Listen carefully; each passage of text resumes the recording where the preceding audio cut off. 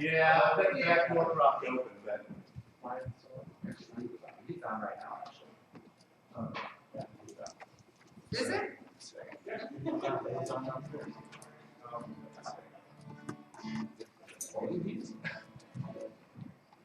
I'm glad you warned people. This is roasting. He was supposed to be on for a while. This is on. He's on right now. He's on for mine. Just check it out. I wonder if we could ban do a ban.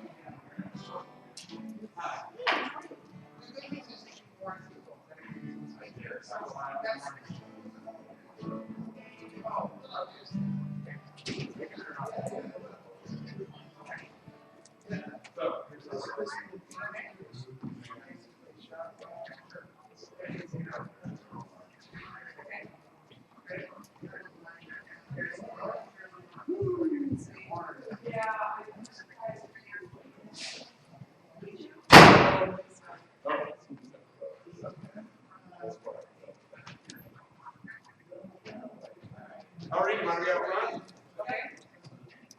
I love that my place is here. This is my place. That's my place. No, it's a ventilator that I'm trying to get the air straight. Well, yeah, well, he thinks he's blowing it out. It's, he's watching the temp, and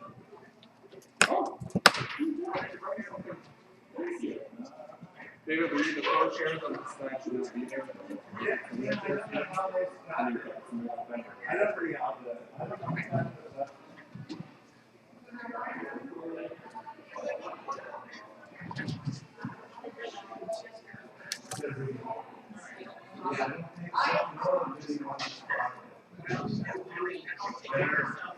I'll check on that though.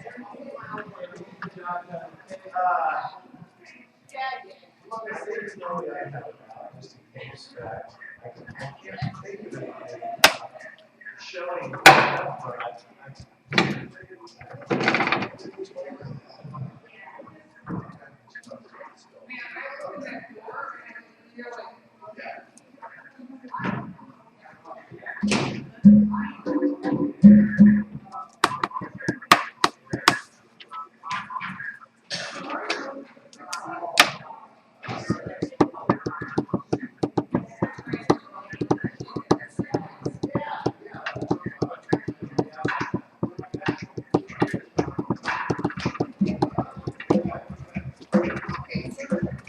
There's a delay, but it's working. Yep.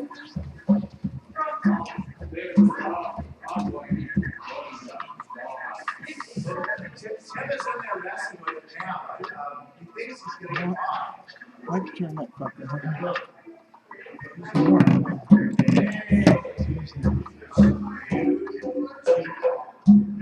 I need to turn this thing.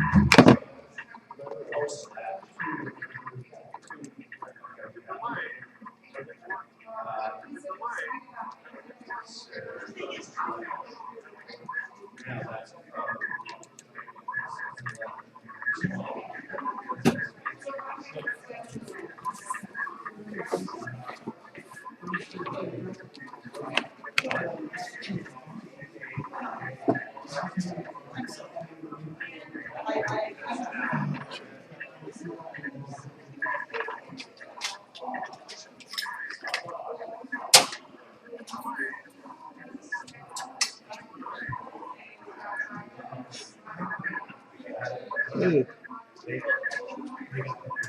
There's a delay, but it's working. Yeah, I don't understand what we. It seems like no matter what we do, we can't get the network to perform as well. Where was the thing installed? Right there. That's it? That round thing? That white round thing. Okay.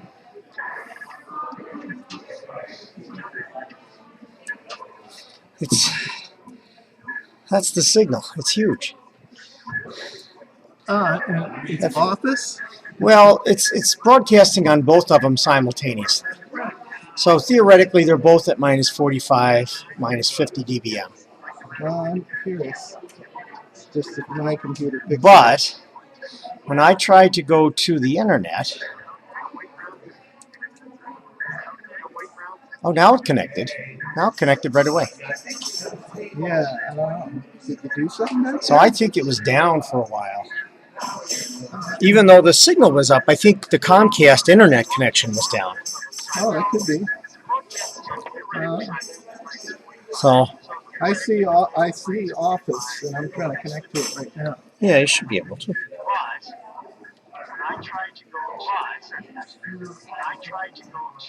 What is this thing doing? What the hell is that? No, Oh, it's a, where's the it keeps, camera? it keeps on repeating.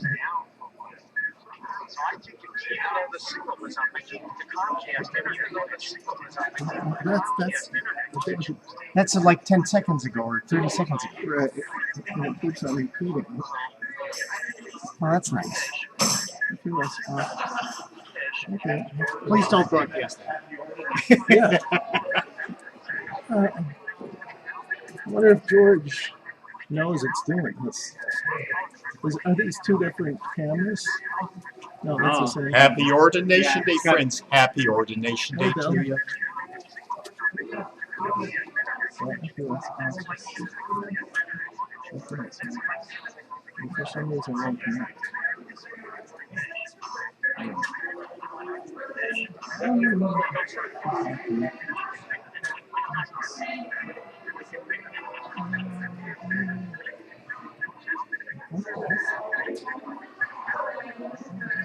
This question mark.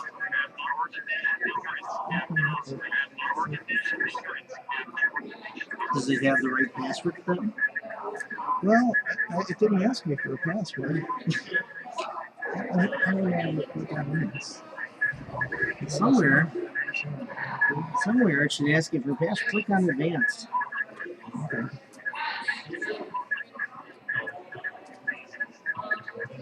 That's how you remember it.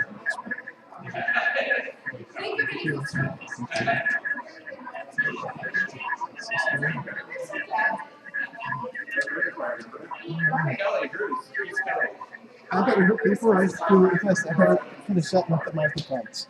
All right. Thank you. Okay. Okay. 13, 14, 15.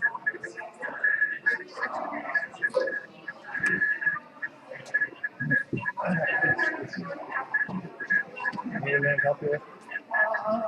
Okay.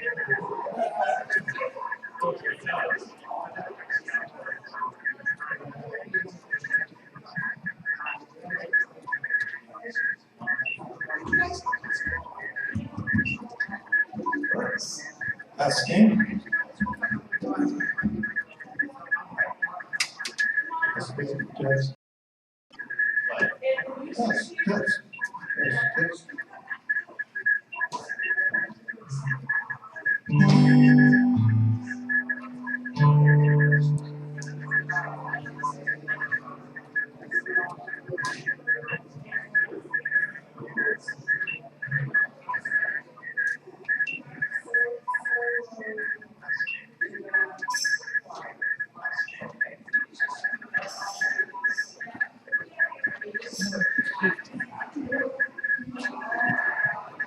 Yes.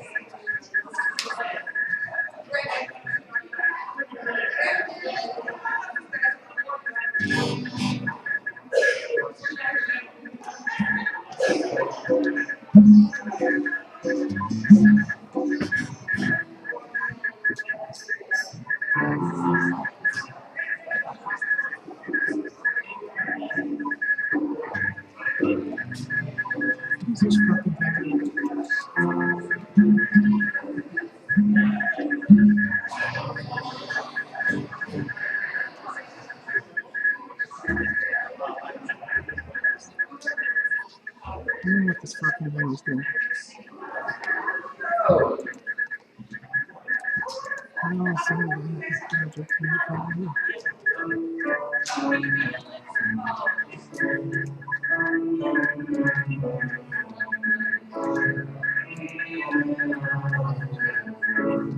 Alright.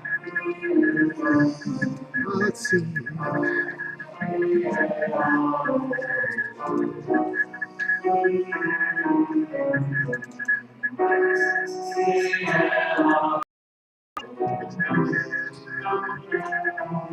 At some point, we have to sit down and chat. Definitely.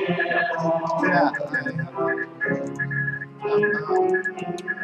Are you, I'm kind of I forgot, are you the first call for Amy, or are you the guy that schedules? I schedule meetings, and I'm kind of Because I actually think we're adding something maybe this week, given there's a memorial that I think is going to happen on Friday. We get the check on Monday, then I'll say it's happening. Oh, okay. Until then, you know. Okay. So this Friday, what time? 10:30 service. Actually, I might be available to do it. I have the day off, but I have a meeting at noon. Yeah. So I probably would be available. Okay. So let's see. Gotta set something up here. So we have this recording program. Project new folk. Now he's got some sort of videos. George. I don't know why it keeps on repeating. Anyway,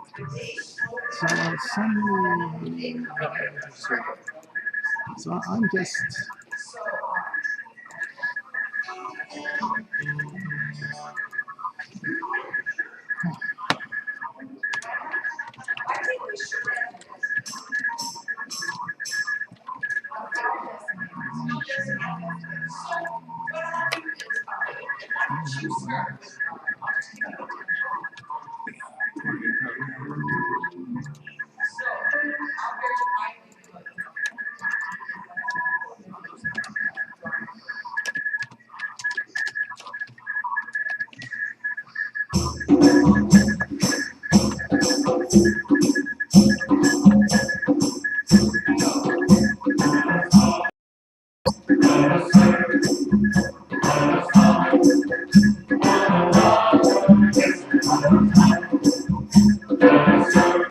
George!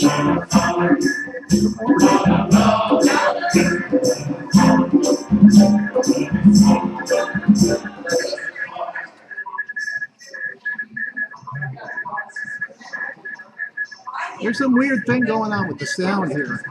The sound. Well, like there's this delay too. This thing's delayed. Yeah, it's going to be delayed. Well, I mean, like hugely delayed. Yeah, it's going to be hugely delayed. I don't know what that sound is. Yeah, it keeps on repeating something over and over again. Does the sound okay over there? This is going to be not. That's not connected to this. I could try to go into the computer and see audio. Let's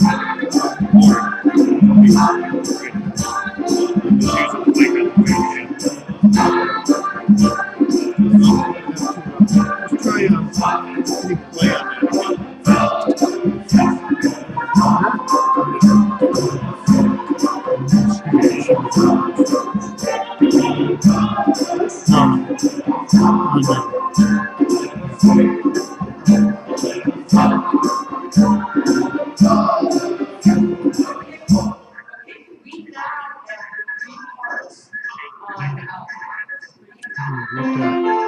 sound is.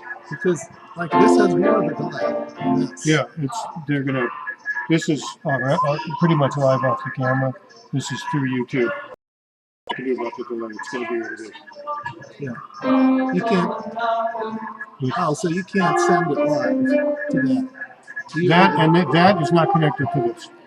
That's Oh, totally separate. Oh, that's connected. Totally to that. separate. Oh, so that's Yeah. that's 45. Yeah, that's well, it's almost. Yeah. Oh, okay.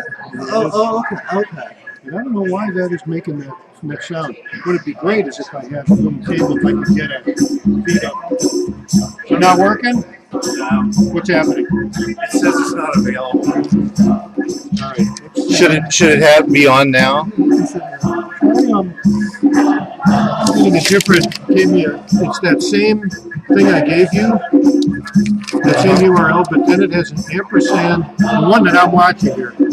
After that last capital U, there's an ampersand. Yep. The word feature. Equals. You're waiting tables? Sign. Equal. You're the job about service. And then u2.be. U2, so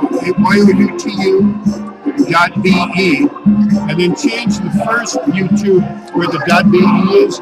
Just get rid of the dot, and put and then after be put a .com. I don't know why it changed it here. I don't know. Oh, it keeps changing it in there too. That's weird. I don't know.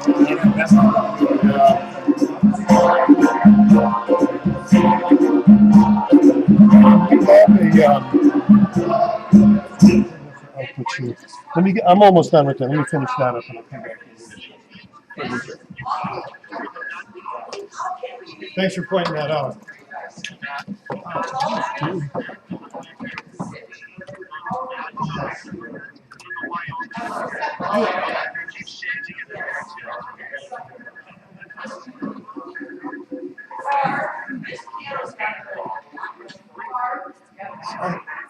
I'm sorry, I forgot.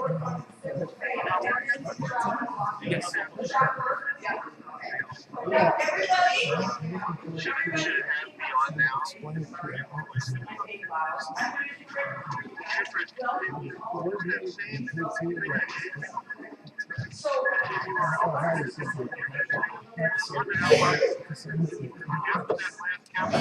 Well, we will for a number of months, I can guarantee you that. Possibly.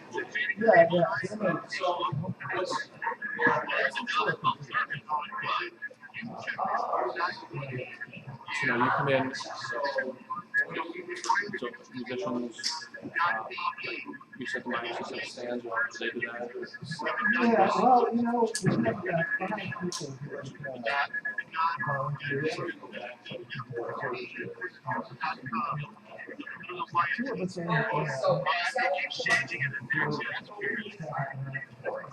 The eclectics, okay.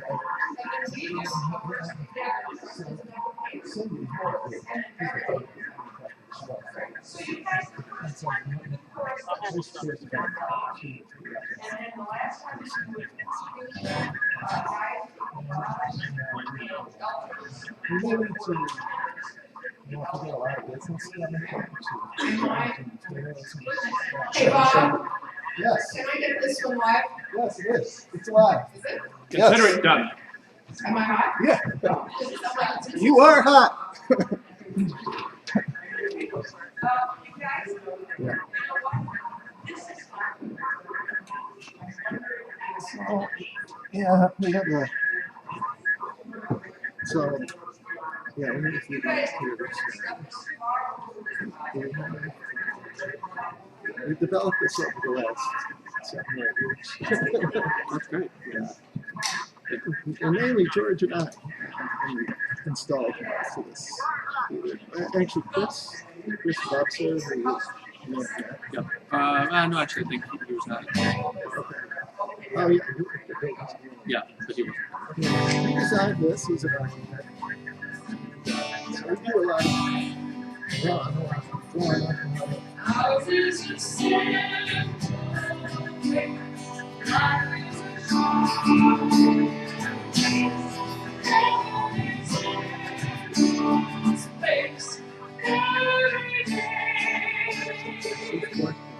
Hope is a ground we till make each day what you will.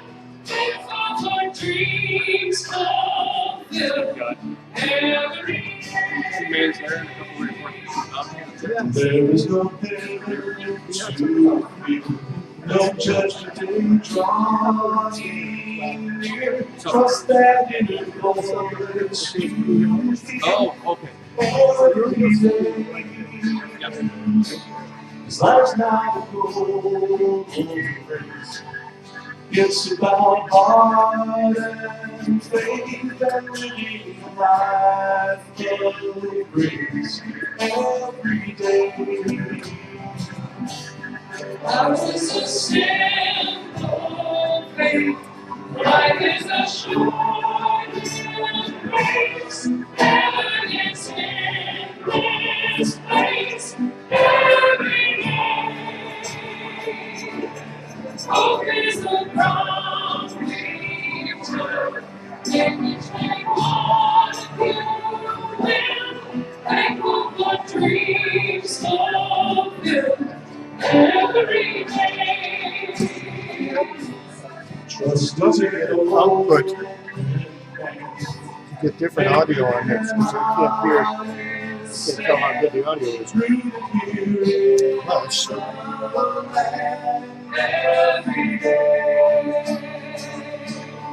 Living the mystery, seeking the harmony in between you and me every day. Ours is a simple faith, life is a short race, and to this place every day. Hope is a ground we still make each day argue, thankful for dreams fulfilled every day. It's just weird. It just only has one connector for mics and headphones.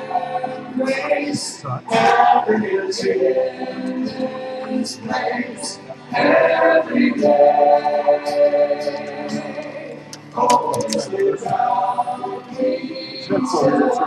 Take each day what you will. Thankful for dreams fulfilled every day. Some funky headphones or mono. Oh, yeah. I have another set. I got a better set.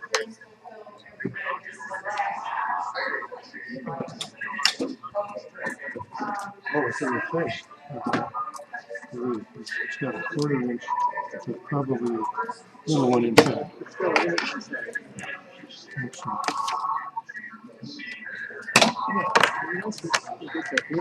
Yeah, I don't know what it is.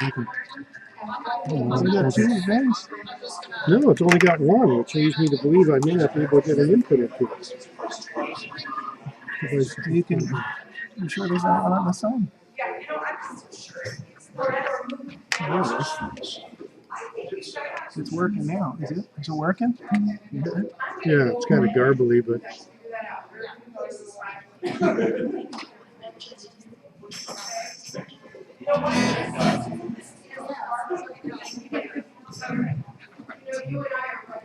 oops. Hi. Hello, One of James. these. Hello. I'm alright. It's fine. No one will even see it when I have the robe on. So. Oh, okay. Hi. It's kind of working. Is it kind of working? Kind of working. Kind of how, like, Well, what does kind of mean? You can see it. We can hear it. The audio sounds like this. I don't know what I can do to fix it. I'm going to keep trying to.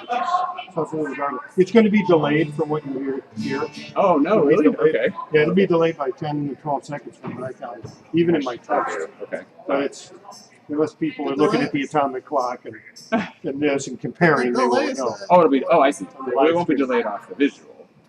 No, Oh, I'm sorry. no, I they was not synced. clear. Oh, I okay. was not clear. Okay. As far as I know, the audio and the video should be Okay. synced up. That's all right. I think we'll give it a try. You know? It doesn't sound great. I think when individuals are speaking, it'll probably be fine. Hopefully, Yeah. yeah. So. And unfortunately, just because of trying to get this set up the way I had to go with it, I'm using the mic on this thing. Oh, we couldn't get the mic. We couldn't get the audio. I'm working on it now to see if we can patch it in to this. But my son's laptop apparently only has one connection for headphones and microphones. It's got 4 pins. Yeah. And I didn't know that. I didn't reveal it. My partner could bring it. Oh, wow. Well, by the time you get it's worth a shot.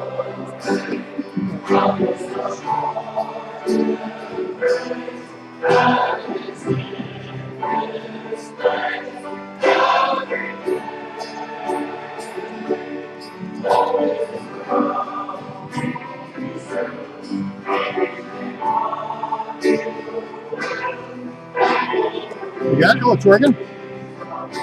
Wait, are people moving around? Yes, they are. And it sounds. Does it sound okay to you?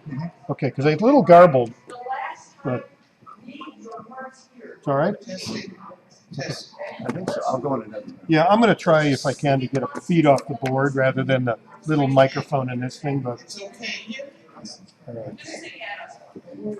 I'm loud too.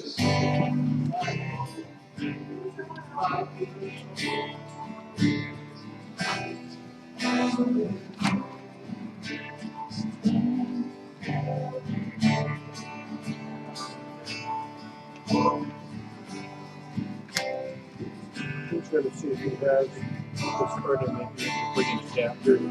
This thing has it's only got the one input, so you have to have a 4 thing to break out the mic. So he said he might have one. If he brings it, I can bring out the board. I might have. Really? If you can find it, I can. No, if Brenda brings it, he brings it. He had some tape like this. And it's fucking fast. Oh, the white thing.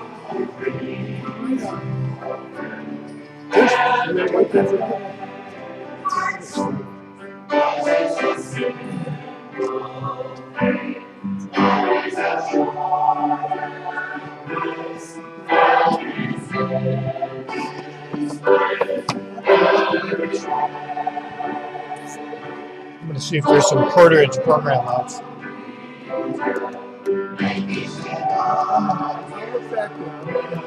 There's a tape out.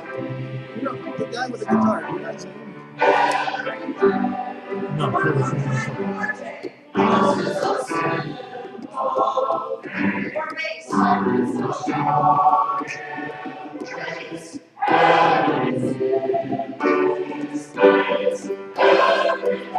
it's a main out. 1/4-inch.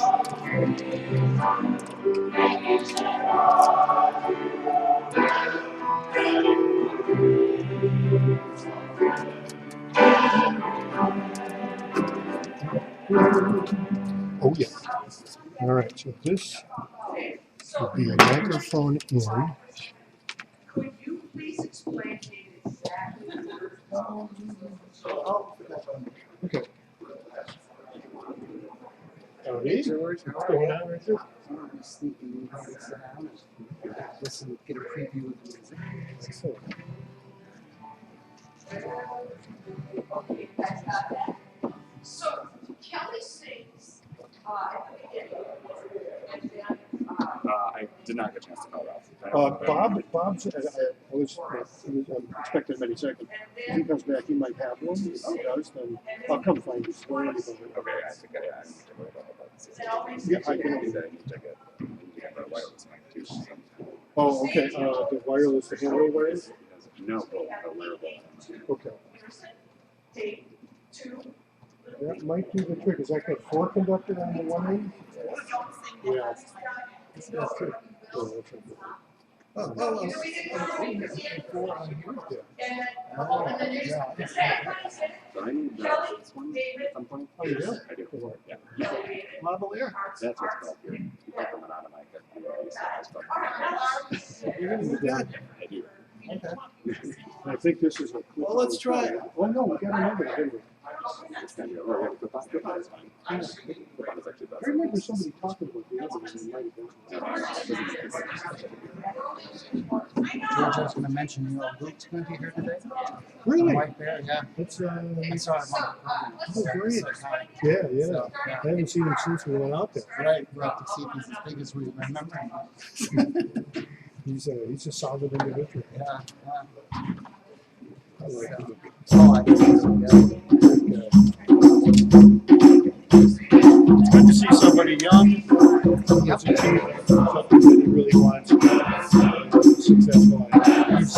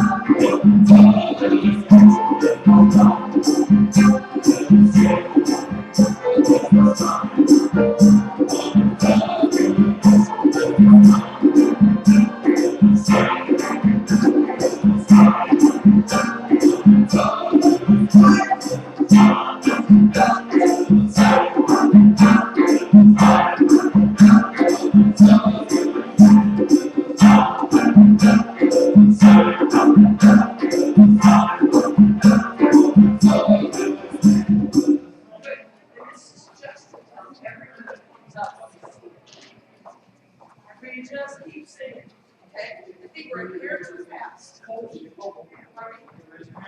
Yes. I think it's a little too fast.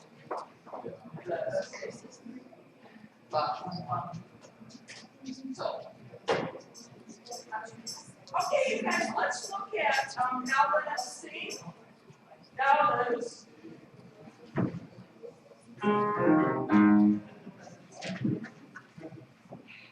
Can I hear all men sing the low part? No,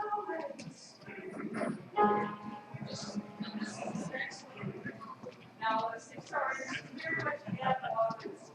Sorry, guys. Jim, Yeah. can I have Just a men. please? 1, 2, 3.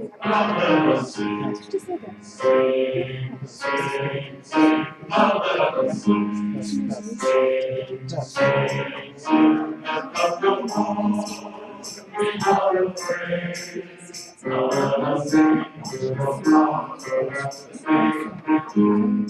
Yes, and so I want you to know there's no way.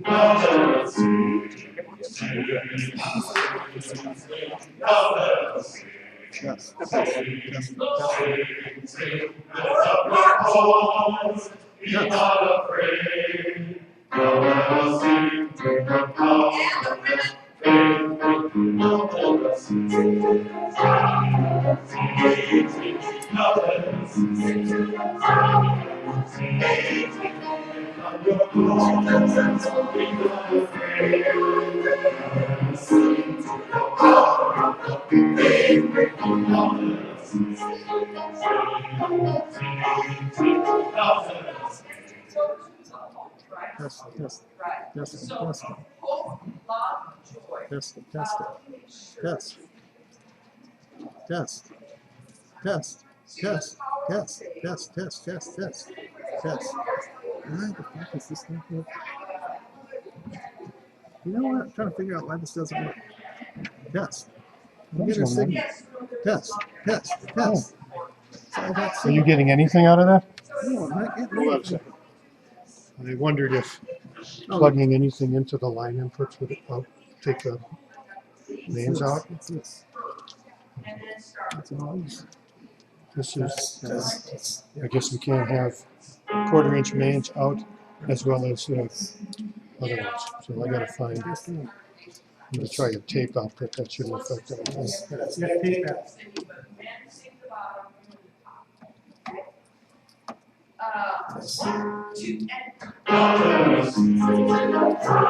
the top. You're not on support.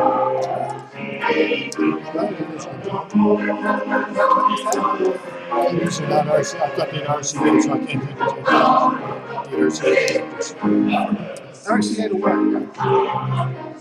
Actually, RCA to that, yeah. It should be fairly popular. Yeah, I got it.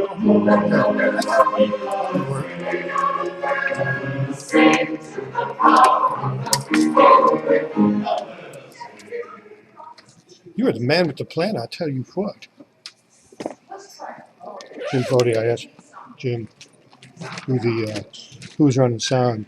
He goes, Bob Adderley. He goes, we got the dream team now. Yeah, that, excellent. You are a freaking genius. I like this thou shalt not steal in there. Well, that's a brand new one. Yeah. Nice.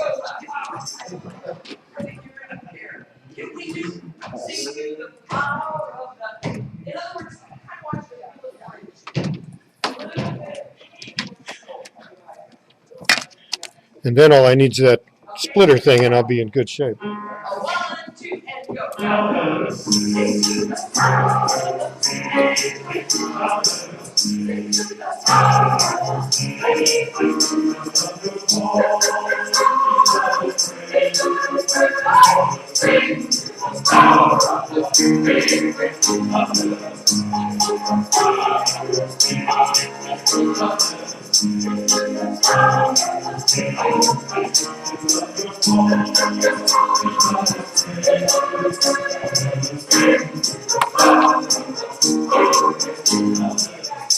I was simply not allowed to blank faces.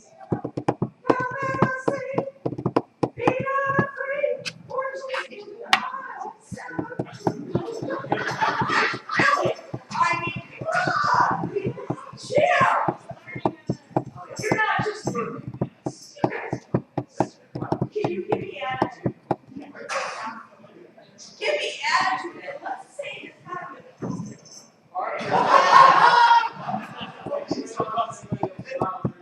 Yeah, I will personally give anybody a kiss. Well, maybe that'll make them nice. You guys have no idea just what you're doing. It's true. Here we go. 1, 2, and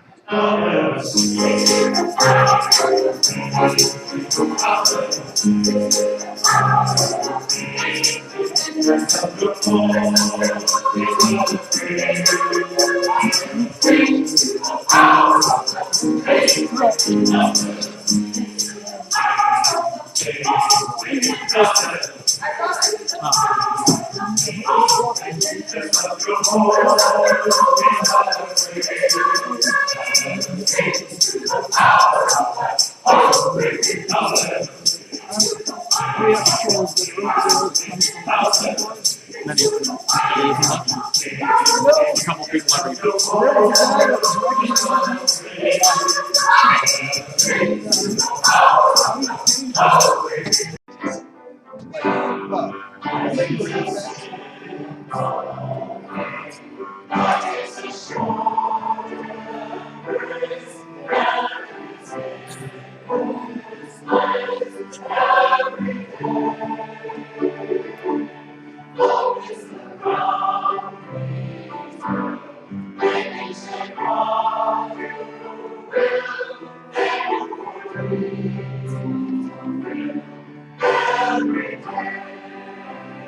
they sing together and listen and all voices. Wonderful. Now we're going to do it in harmony as written on the page with same rhythm. Here we go. What is the simple thing? What is the strong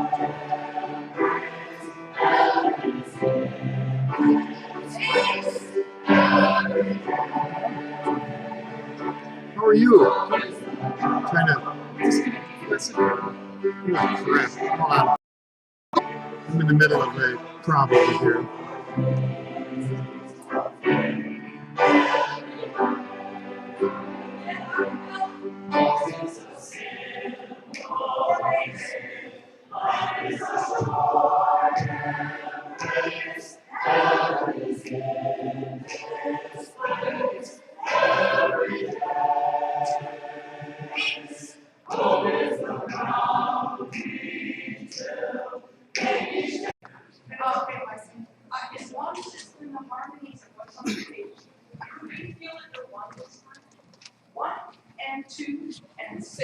So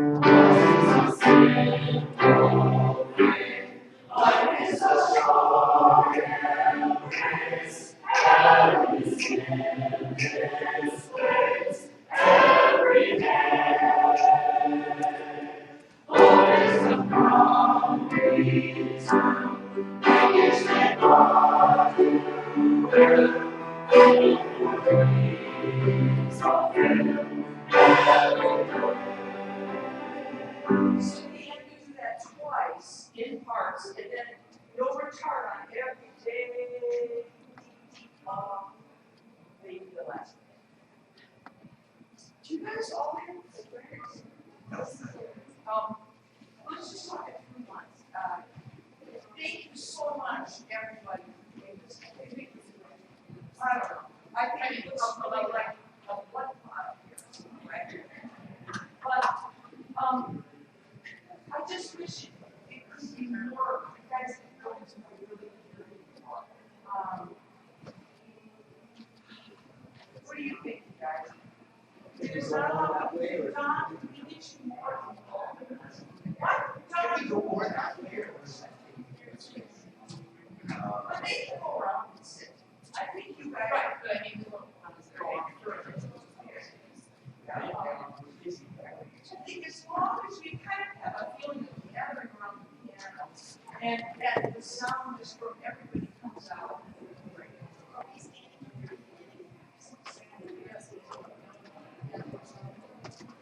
That's great. Yes, here's what we're going to explain. I'm going to explain some things. And when I get sort of assigned the I have just you guys, you know, we'll be over here. And you know that would be great. And then just have you over here. And then we do baseline twice. And then basically we go into the insert that come in. We'll sing the melody. And then per the music you see, just start to harmonize. And then I can tell you if you can understand that you can't extract and how you so we can get that.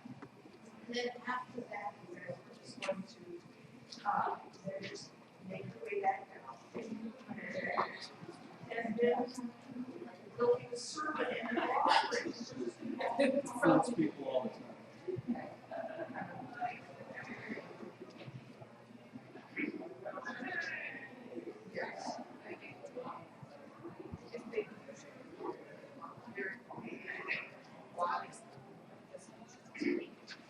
Yeah, she does.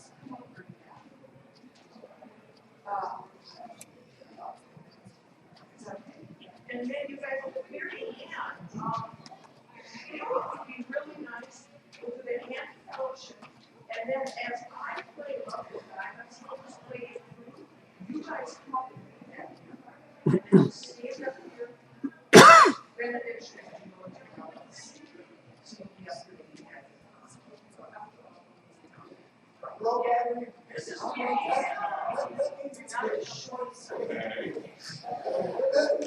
So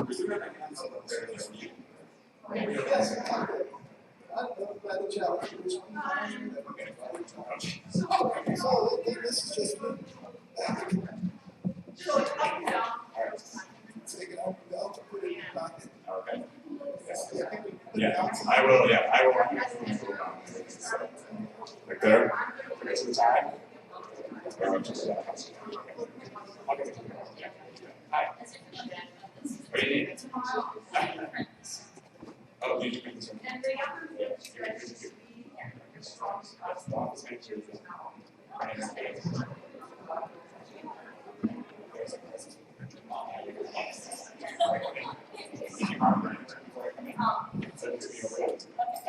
That's Joe.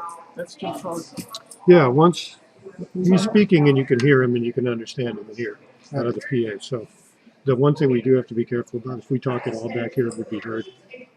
Okay. So, and anything we touch, I'm not tremendously. No, I think I have to do is I have to set something. Yeah, I can get out of your way. Where would you like me so I'm not in your way? You want me to swap these two positions? You know, once I get it going, it doesn't Yeah. matter. You can. I just want to set this up. I know you didn't expect it, so I didn't. Yeah, I don't want to be in that's your okay. way. I just want to. You can start it once we're ready to record. Well, that's true. The whole thing is being recorded. It's not this time. In fact, actually, video-wise, apparently YouTube will record it. Hey, Julie. Yeah. Oh, let's see.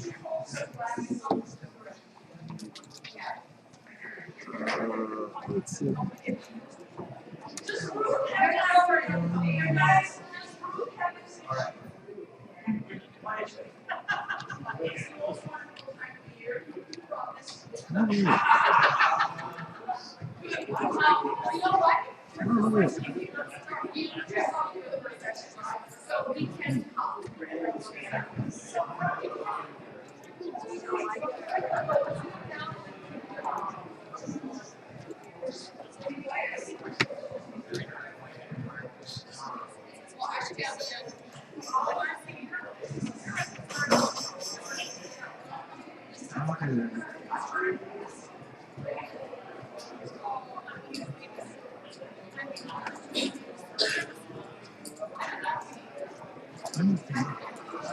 Yes, it's a zoo. It's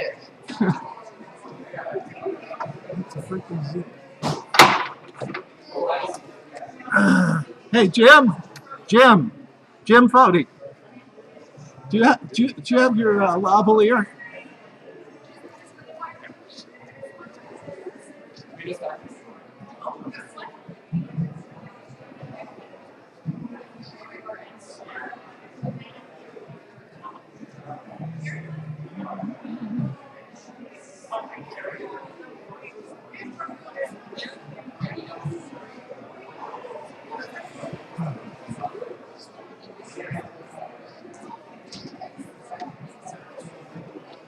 Bob, you're looking very sharp. No, thank you. Thank you. Bob. Yes.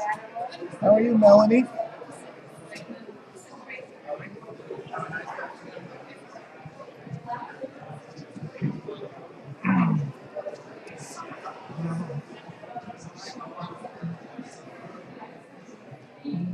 Who else?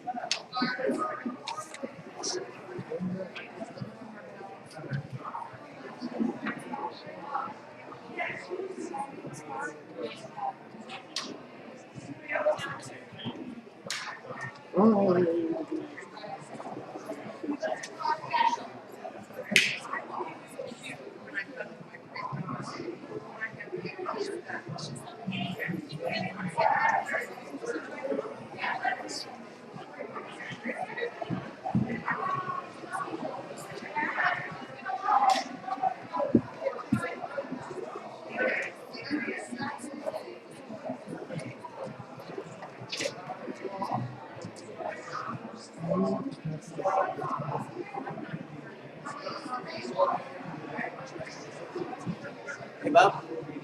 Hi. They put the best guy on the sound today, huh? I don't know about that. So I didn't get to see the walkthrough, but I think I'm going to be using Jim. I think that's what Jim alluded to. And then Okay. we'll have the It's gonna have a lot of help. So, because I don't know. so what part are you doing? I'm doing the actual.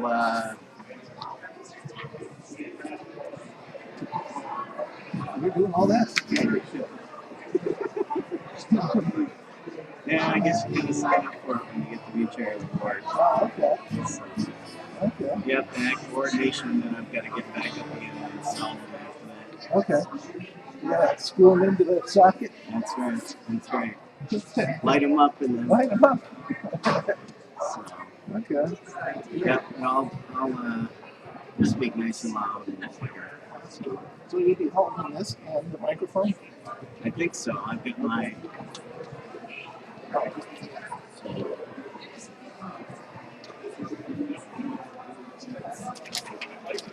You won't be at the pulpit. You'll be out in front. I'm not exactly sure. Maybe why I'm not in the pulpit, but maybe so after they're off, you know.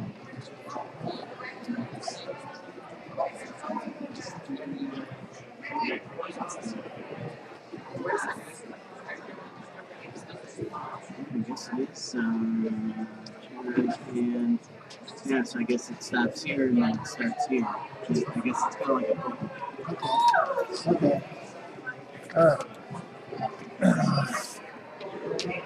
But maybe I should see if I can find somebody who's actually part of the walkthrough. So.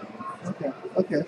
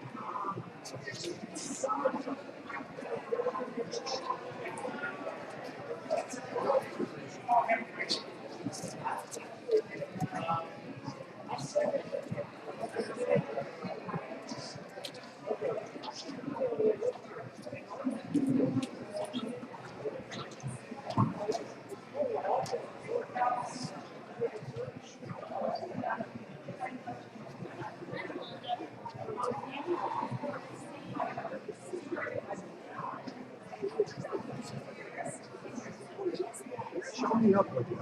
You look like a slouch. The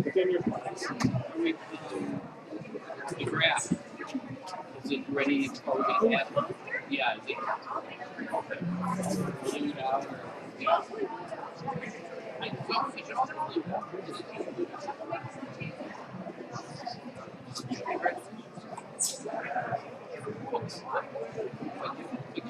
We made successes in business. We've done good work. So, I wasn't there. I kept the 3 and 3. I was trying to get the gap. So you're a friend of Jim's, is that it? Jenny?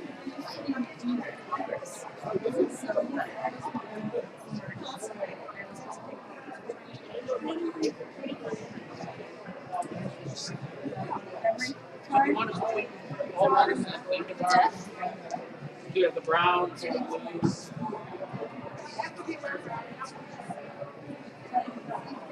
It's perfectly not the same. Okay.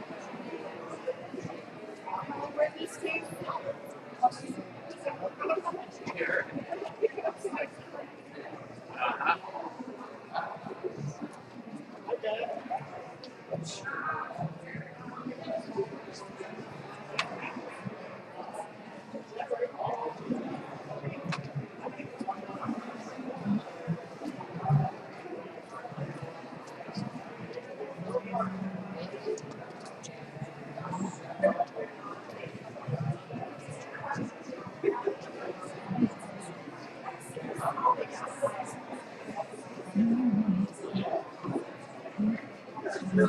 Barely. Sounds.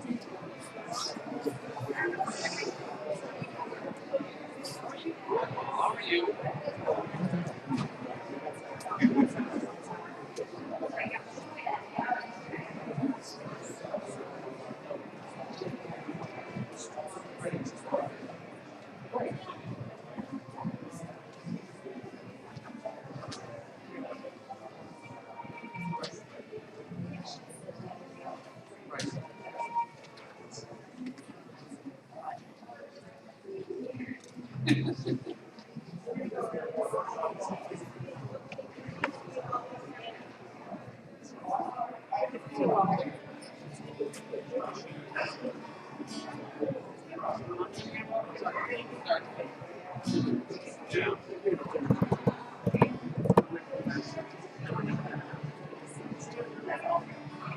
What's the old joke? You have to get the church off.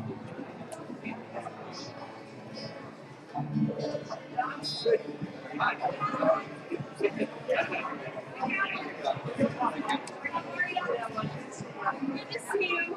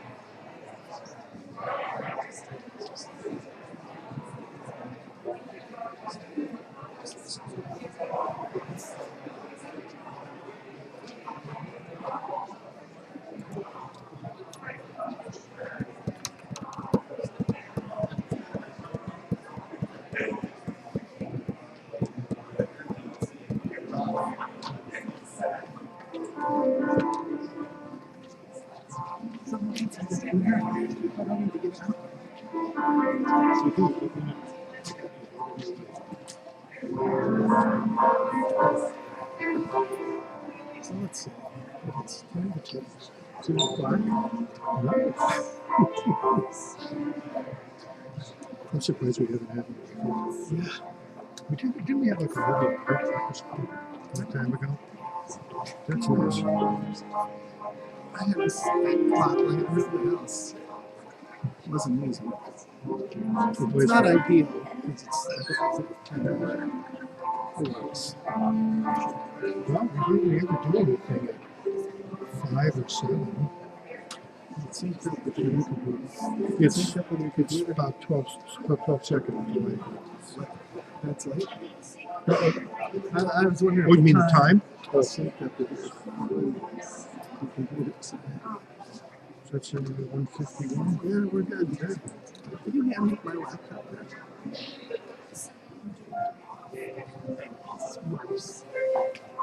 We can move this if you need room.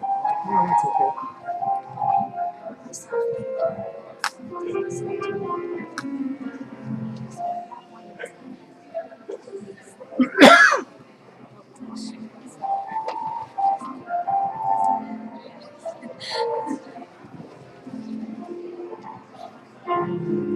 Sounds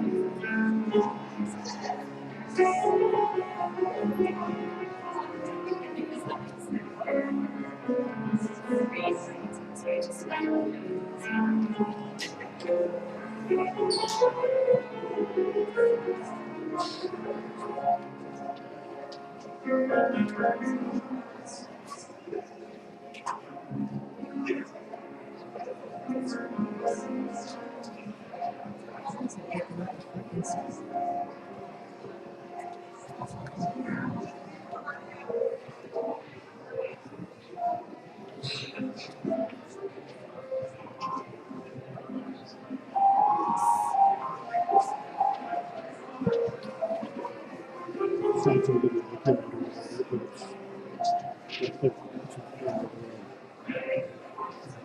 it's not getting signal. The guy, you know, the guy who did graphics.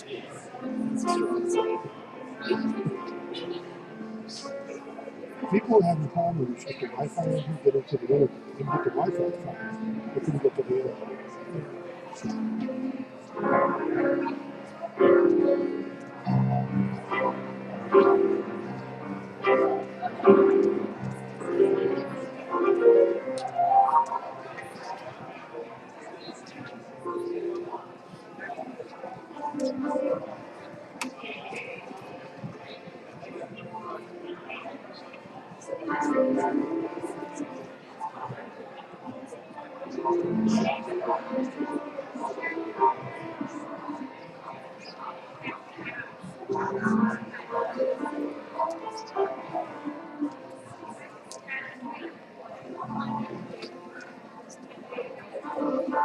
So you're lying. Yes.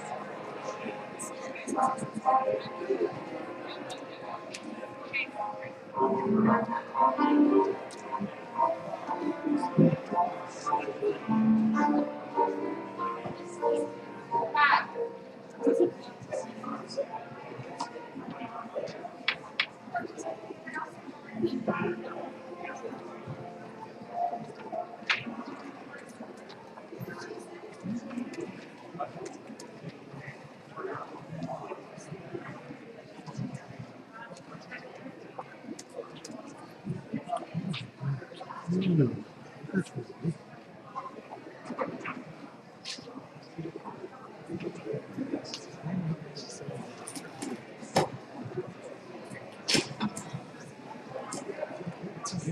Sounds like a wireless mic. Yeah.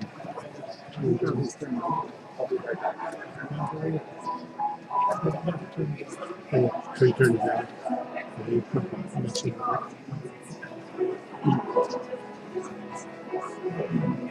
you can hear Barb in here. It's not beautiful, but you can hear it. The big thing was you can hear whoever's speaking.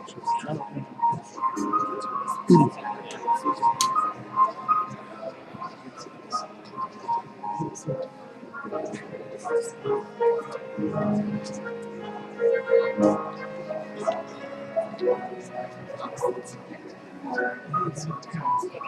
I forgot which mic who's on which mic.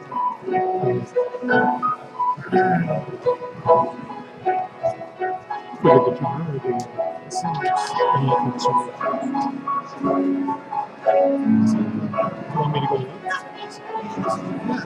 me which mic is the left mic. It's only 13 or 14. It's only 3 mics in there, right? No, it's 2 vocal and the guitar. Okay.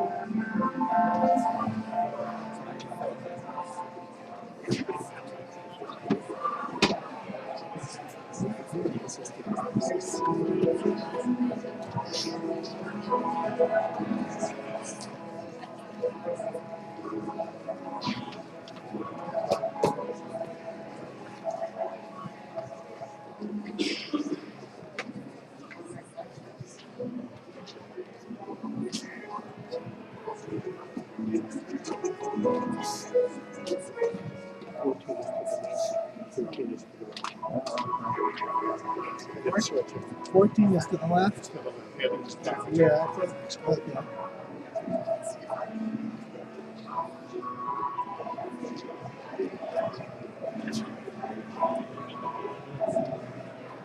Hey guys, I figured out I'm gonna be in the pulpit.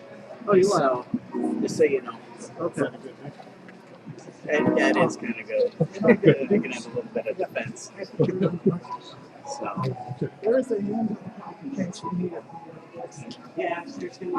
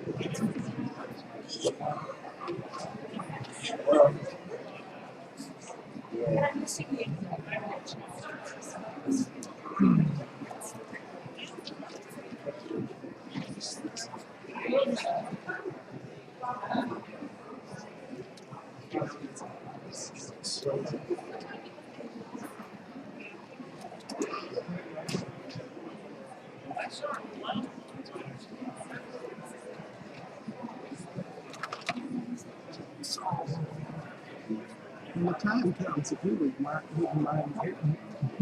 hitting that record button up there.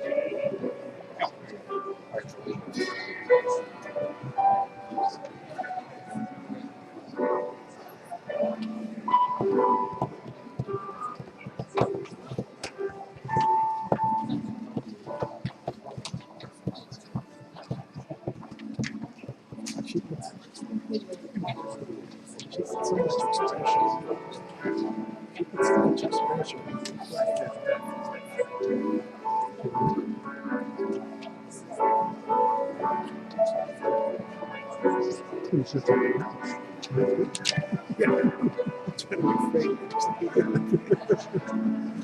It's going to be hard. We can do it. Other people who we could do it, but we're not so good.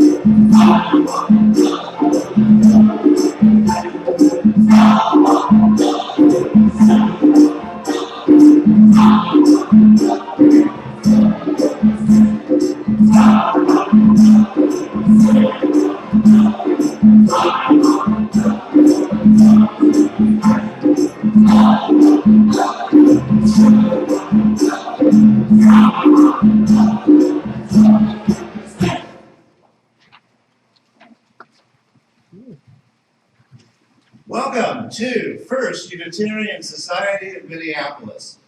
We've gathered today to celebrate the ordination and installation of Jim Foti, assistant minister of this congregation.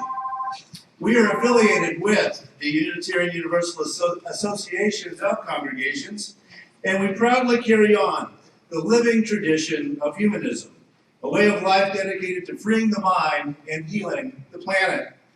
Those who gather here are agnostic, theists, atheists, and searchers, joining together not in common beliefs, but in common values, in a safe place to share humankind's most dangerous ideas. We want to welcome our guests today from all over Minnesota and beyond. We are thrilled to have you with us on this lovely day. If this is your first time at FUS and you need some help, you will find some friendly ushers around. Do not hesitate to grab one of them and have them show you. We will be having a reception after today, which will be taking place both indoors and outdoors. Yay! One level down. And a special welcome to our online visitors today who are viewing us via the internet streaming video. If you look on the back of your order of service, you will see the aspirations of our society, which are printed on the back of the order of service. Here we aspire to live joyfully and ethically in loving, reverent relationship with humanity and nature, to pursue wisdom through reason, science, art, and the stories of civilization, to make the change we need for a more just, compassionate, and peaceful world, and to support one another's journey toward meaning and connection in the here and the now. Welcome to First Unitarian Society. If Jim's family will come up now, please. Jim's dad, Bob, had a fall as he came in to the building this afternoon. He is at the urgent care, but say hello to him. Someone went along with a smartphone, so he should be able to watch as he's waiting for the doctor. We light this flame, symbol of our free religious tradition. As a spark turns to flame, so may compassion kindle in our hearts. As light burns away darkness, so may our lives brighten this dark world. May our hearts and minds burn for justice. We light this flame, symbol of our freedom to be and to learn.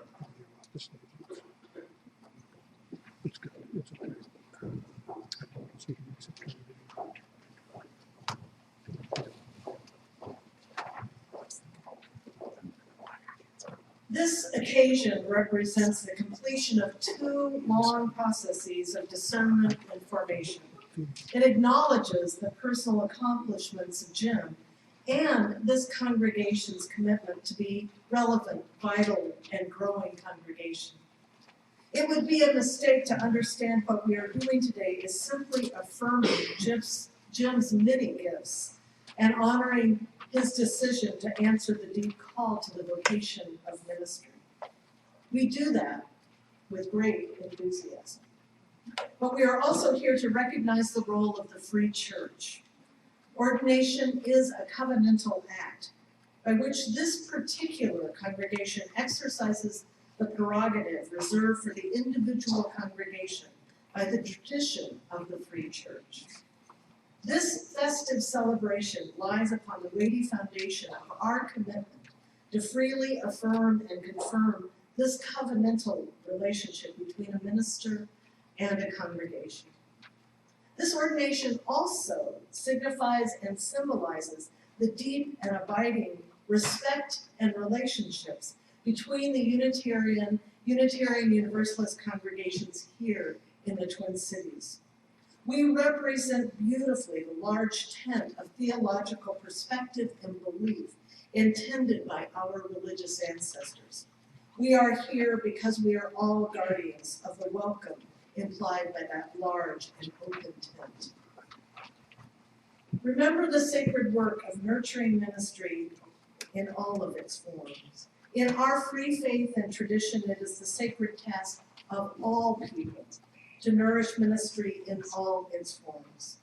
By ordaining a second minister to serve your congregation, we are also acknowledging the importance of the collaborative relationship between professionals here at FUS and other members of the church staff.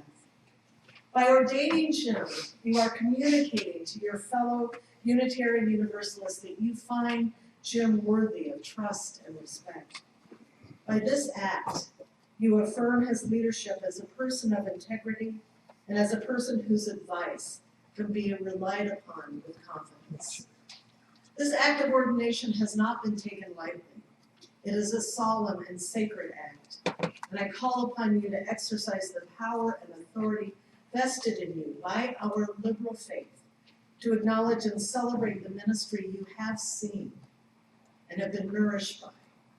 May this gathering be a blessing not only to Jim, but to everyone in this room, and most especially to those yet unknown to us who will be the beneficiaries of Jim's wit and wisdom, and most especially his ministry.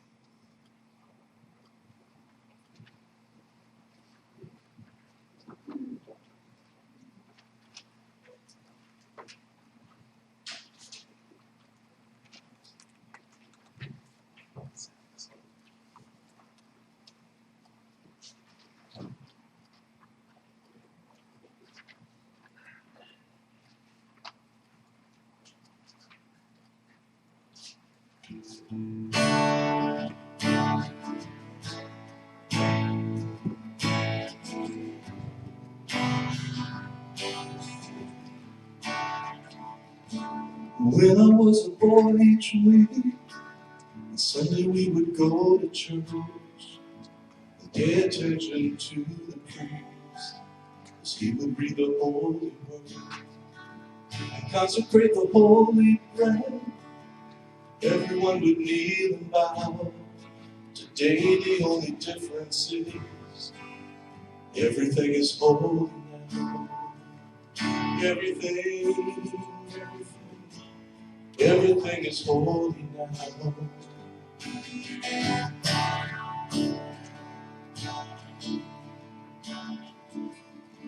And when I was in Sunday school, we would learn about the time Moses split the sea in two, and Jesus made the water wine. I remember feeling sad that miracles don't happen still, but now I can't keep track, 'cause everything's a miracle. Everything's a miracle.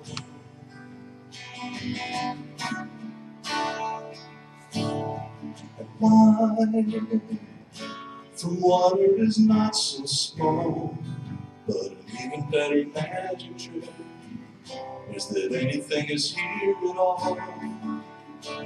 And so the challenging thing becomes not to look for miracles, but finding where there isn't one. Holy water was rare at best. I barely wet my fingertips. Now I have to hold my breath, 'cause I'm swimming in a sea of it. It used to be a world half there, a heaven's second-rate hand-me-down. But I walk it with a reverent dare, 'cause everything is holy now. Read a questioning child's face and say it's not a testament. Will that be very hard to say? See another new morning come and say it's not a sacrament. I tell you that can't be done.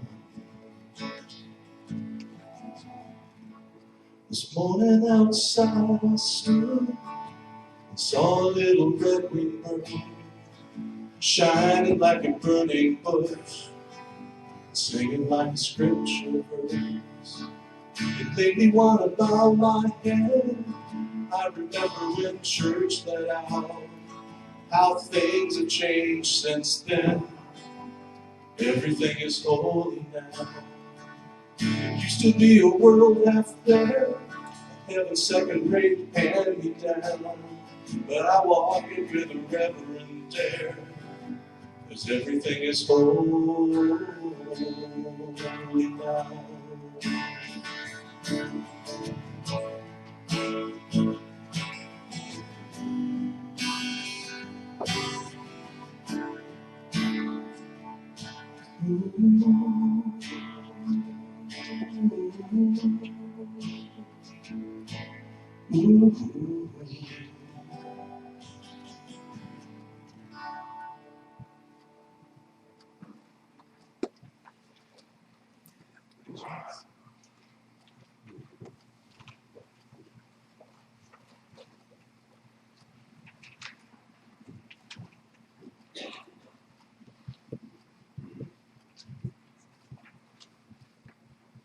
The first reading is from A Joyful Humanism by the Reverend W. Edward Harris.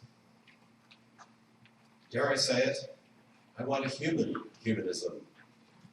I want a humanism not of the philosophers, the abstract thinkers, but a humanism for the people, the man and woman in the street, the poor who live in the villages all over the world. I want a creatively democratic humanism. I want a humanism that is joyful and a little messy, one that is relaxed, friendly, and helpful. I want a humanism that fosters not correct thinking, but joy in living, that encourages the creative power of every human being, that affirms life in all its expressions, that elicits possibilities for a human future, that loves differences and that celebrates this life and this world. I want a humanism that sees the human not as the pinnacle of an evolutionary chain, but of being as part of this natural world. A humanism that loves this earth home and that shows us how to move towards a planetary perspective on human affairs. I want a humanism of caring, loving, promoting, building, doing, and being.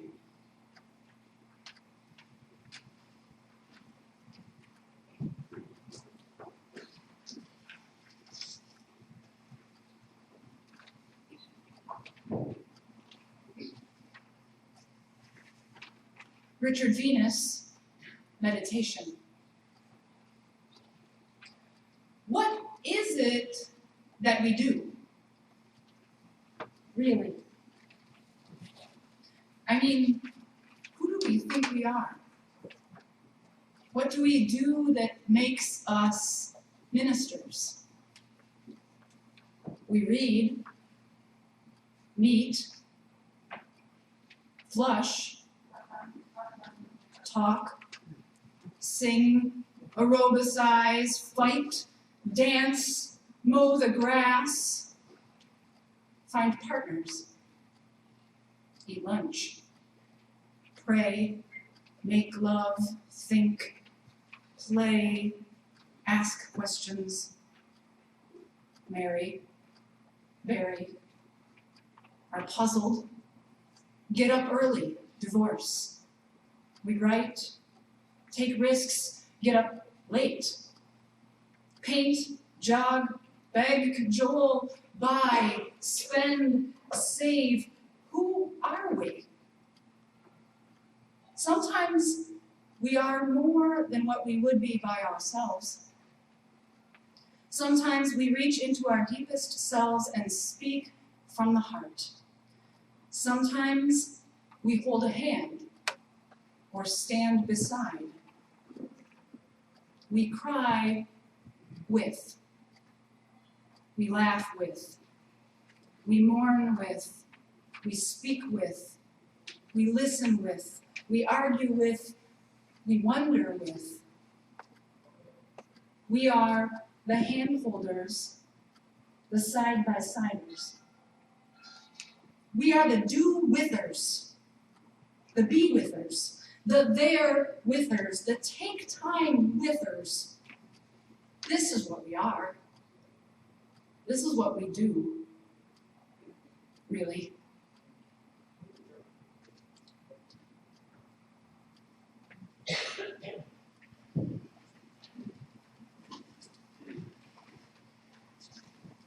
Good afternoon.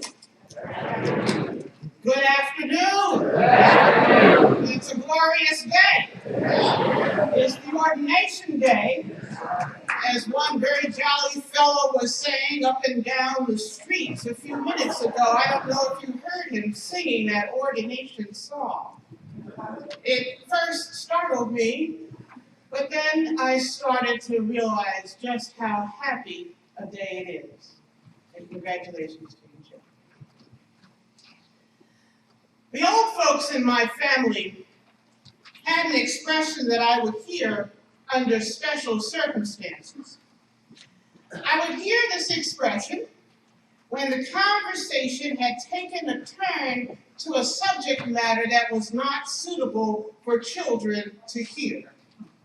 The old folks in my family used to say, "Honey child, if these walls could talk, my, if these walls could talk." When I heard that, I knew that that was my cue to soon be ushered off to bed, where I would promptly grab my glass and put it against the wall to listen to those special stories from the walls. Be careful what you say. The walls have ears. It is thought that this expression may have come from a story about Dionysius of Syracuse, who had an ear-shaped cave cut and connected between the rooms of his palace so that he could hear what was being said from room to room.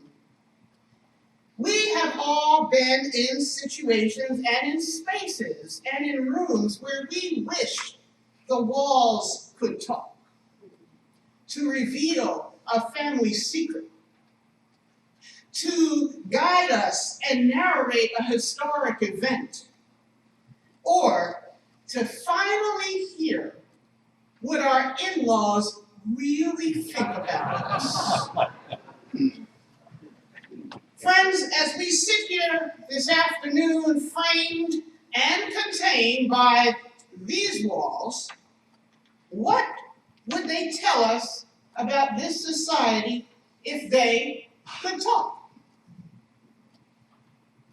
That back wall might tell us about the Western Conference of the Unitarians, where certain ministers began pushing for a Unitarianism that was different, a new Unitarianism here in the Midwest.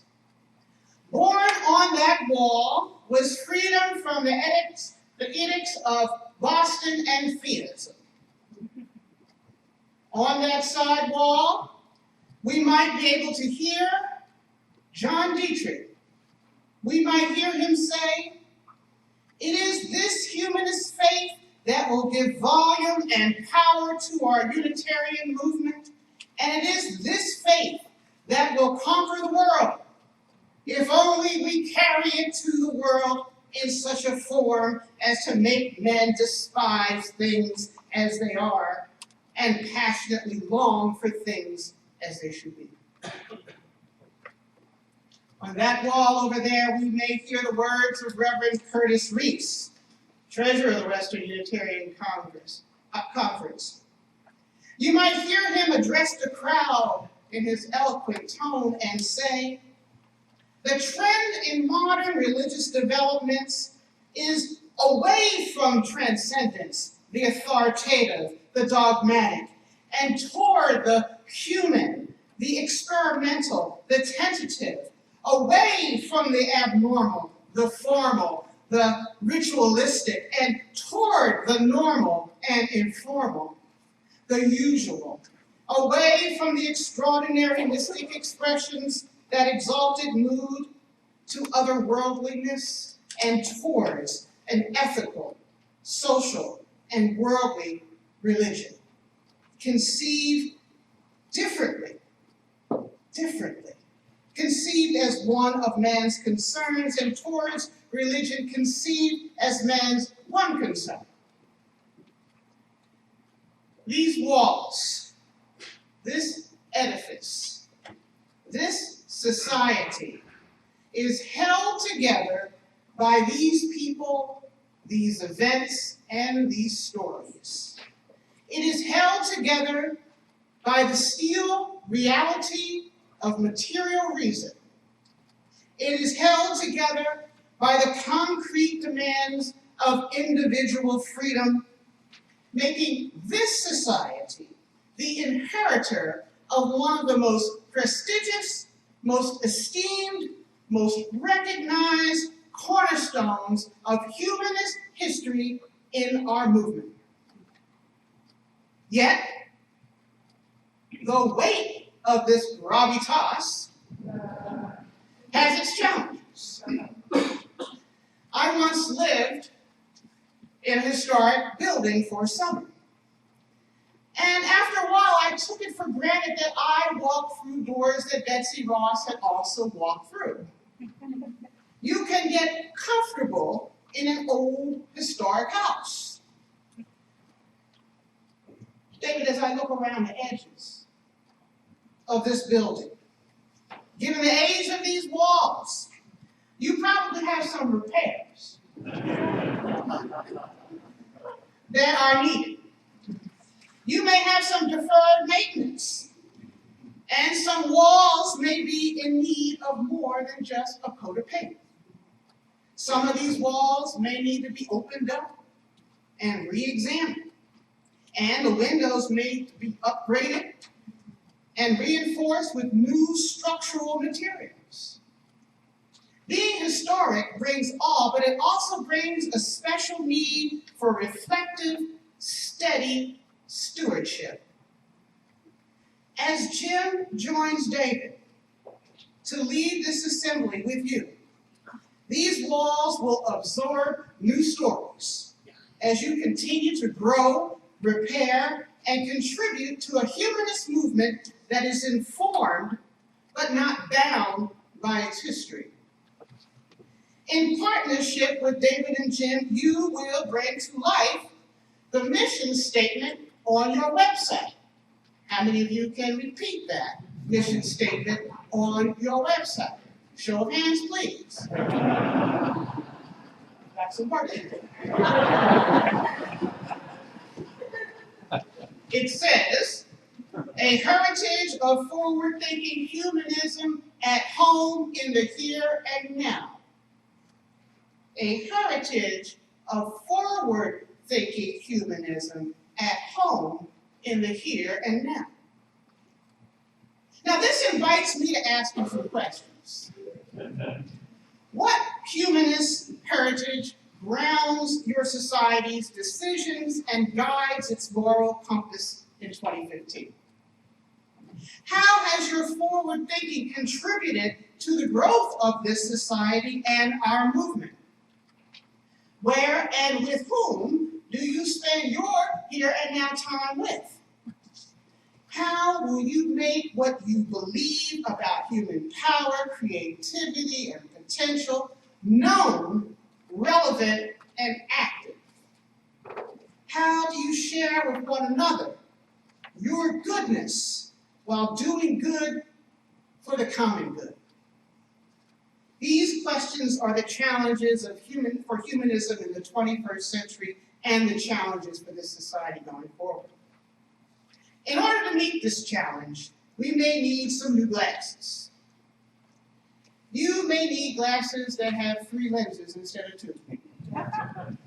To help you examine, to help you appreciate and reconcile the 3 manifestos of humanism that sit side by side here in this assembly today. Since each of these manifestos sought to record a consensus view of what humanists believed in a particular time, you don't need to rally around any one conclusive statement. You don't. Because if we put these manifestos in conversation with one another, we can make our humanist reason, messages, and beliefs inspirational, but not indolent. Embracing all of the evolutionary strains of humanism can make us smart, but not snarky. Deep knowledge of these 3 manifestos provides a framework for a mature, alive, energetic, affirmative humanism. It moves us beyond negation of what humanists dislike, disdain, and don't believe, but to a humanism that is free to affirm, practice, and advance. When I look back on the work of Raymond Gregg, who wrote our first Humanist Manifesto in 1933, I would wear a lens in those 3 trifocal lens glasses. I'd wear a lens of bravery. A lens of bravery. In 1933, after the First Industrial War had devastated parts of the world, 34 signers, a few people, enthusiastically claiming in a document that they would represent a new religious movement meant to transcend and replace deity-based systems. This manifesto outlined affirmations of cosmology, biology, evolution, human nature, epistemology, ethics, religion, self-fulfillment, and the quest and freedom for social justice. These signers were intent on seeking to respond to the ravages of war and the horror of capitalism. They exalted new learning, new discoveries, and saw rational and universal truth as a pathway to a new society. They, at that time, sincerely believed that more and more would come to adopt this worldview that was human-centric and discard theocentric constructions. Some of the architects and descendants of this manifesto are seated in this assembly today. When we examine the second Humanist Manifesto, I would probably use the lens of upheaval, as massive social and cultural shifts were occurring. This manifesto adds words like racism and sexism to the text. Written in 1973, at the end of yet another horrific war, and on the verge, on the eve of the first presidential resignation in my lifetime, Paul Kurtz and Edwin Wilson intended to update the previous manifesto, citing that it was a little too optimistic. This manifesto was hard-headed and realistic, and it's lengthy. I say lengthy, 17-point statement was powerful. Nevertheless, much of the unbridled optimism of the first did still remain, with hope stated that war would become obsolete and that poverty would be eliminated. Yet many of the proposals in this document, if we look back on it carefully today, such as opposition to racism and weapons of mass destruction and support of strong human rights around the world, are fairly uncontroversial today. Its proposal for an international court has since been implemented. Like its first manifesto, we celebrate this document because many of these proposals have come to be discussed, legislated, and made policy by political and social change movements, led by members of this assembly today. For many Unitarian Universalists, this is where the hurrah of humanist energy was heralded as a success. You all remember the 7? It was good. The architects and signers of that manifesto are also here. How many of you signed on to the second Humanist Manifesto? Anybody? Takers. Okay, well, this is one that kept getting more and more signers. It wasn't limited to a small group. Many, many more people signed on afterwards. Humanist Manifesto 3, written in 2003, is much shorter, responding to the length of 2, I gather, listing only 6 primary beliefs which echo themes from its predecessors and could be seen through the lens of postmodernity. The main thesis of this manifesto is that humanism is a progressive philosophy of life that, without supernaturalism, affirms our ability and responsibility to lead ethical lives of personal fulfillment that aspire to the greater good of humanity. Friends, what relevance do these manifestos have for your society today? How will Jim Foti co-create with you a humanism in the here and now with the heritage that you carry? This is a critical question because nowhere in the Unitarian Universalist movement is the generational issue more serious and central than among humanists. The decline of humanism in our movement is due in part to stereotypes, I believe. Stereotypes. Stereotypes of humanists as cranky old white men with PhDs and no tolerance for anything that smacks of emotion.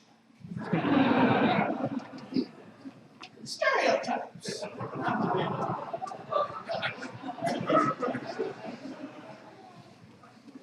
There's also a perception of humanism as dry, intellectual exercises in logic and abstraction that do not offer help in solving life's real problems.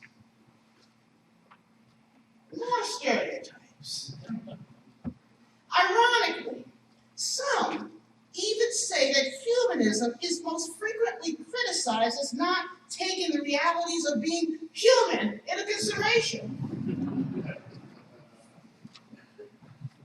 Yet today, as we are surrounded by these walls, we have a responsibility and opportunity to refute these stereotypes and refuel ourselves with the potential, the hope, and the power of the words in these manifestos that can still bring me to tears.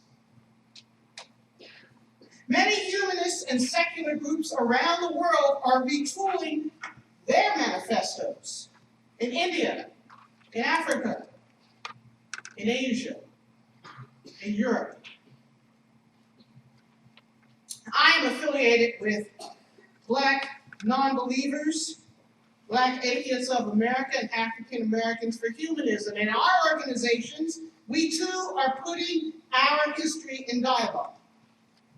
The legacy of early Black humanists like Frederick Douglass and Zora Neale Hurston and Carter G. Woodson and so many other countless people are being actively juxtaposed and retooled with the post-postmodern Black humanism found on historically Black college and university campuses today. Many of them are placing their views about doubt and skepticism on billboards along highways from Atlanta to Boston. Remember, we Black people were some of the first humanists in this country.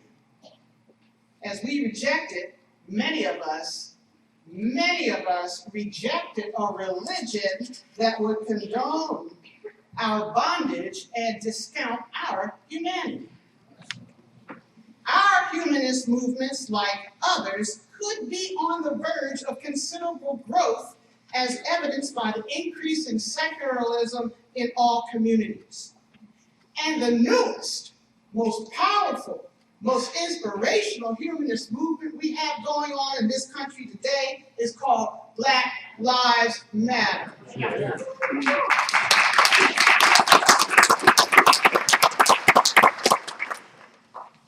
At the heart of these matters is not a conflict of manifestos in our respective movements, but a conflict of approaches. What should our praxis be? What stories will these walls speak 50 years from now? When you're emeritus.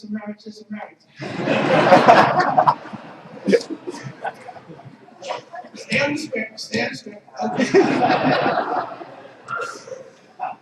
Will there be stories about hiding behind the walls of self-centered, abstract, adolescent idealism that provides shelter from wider responsibilities and action? Or will there be stories about the importance of developing what Robert Ingersoll calls a caring rationalism that takes you outside these walls to stand up for the humanity of someone you might usually avoid? Will there be stories of dismissiveness that make it impossible for you to show up authentically as allies at events in communities of color, led by communities of color that are both free-thinking and theist? Or will there be stories of believers and non-believers working together as they address pragmatic questions with courage, with reasonable cooperation, with good-hearted humility, with a hunger for wisdom and heroic humor? Will there be stories about universal rationality, true science, a fixed human nature, and a social utopia not yet realized?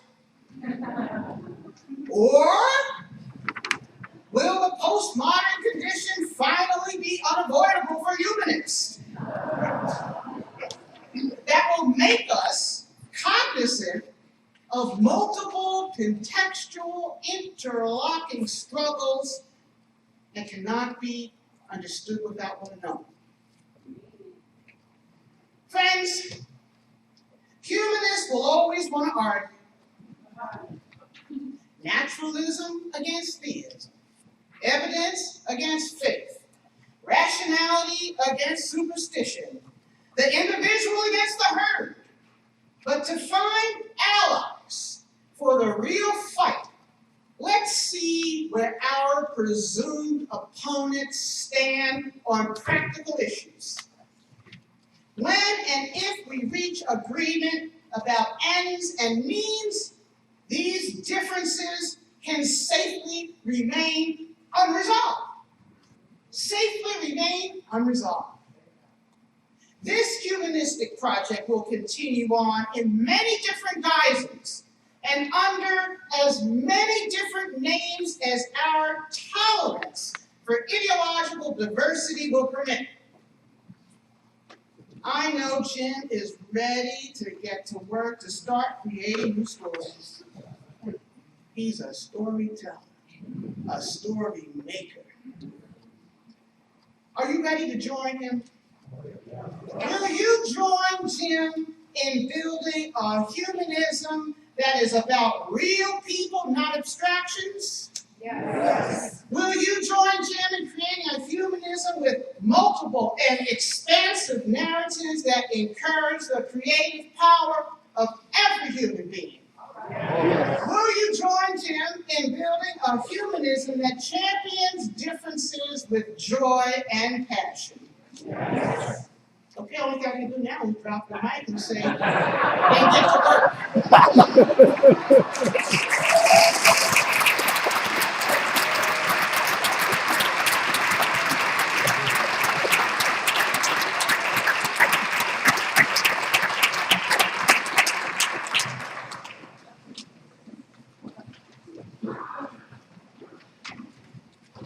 This afternoon, at Jim's request, your generous contributions for the offering will benefit the Unitarian Universalist Association's Living Tradition Fund.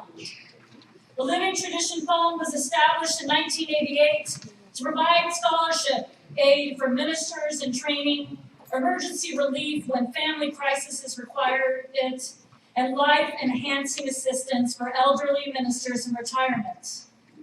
Now that might seem a little bit vague, but I can tell you for a fact it has helped people I have known, and I'm certain that these colleagues up here know.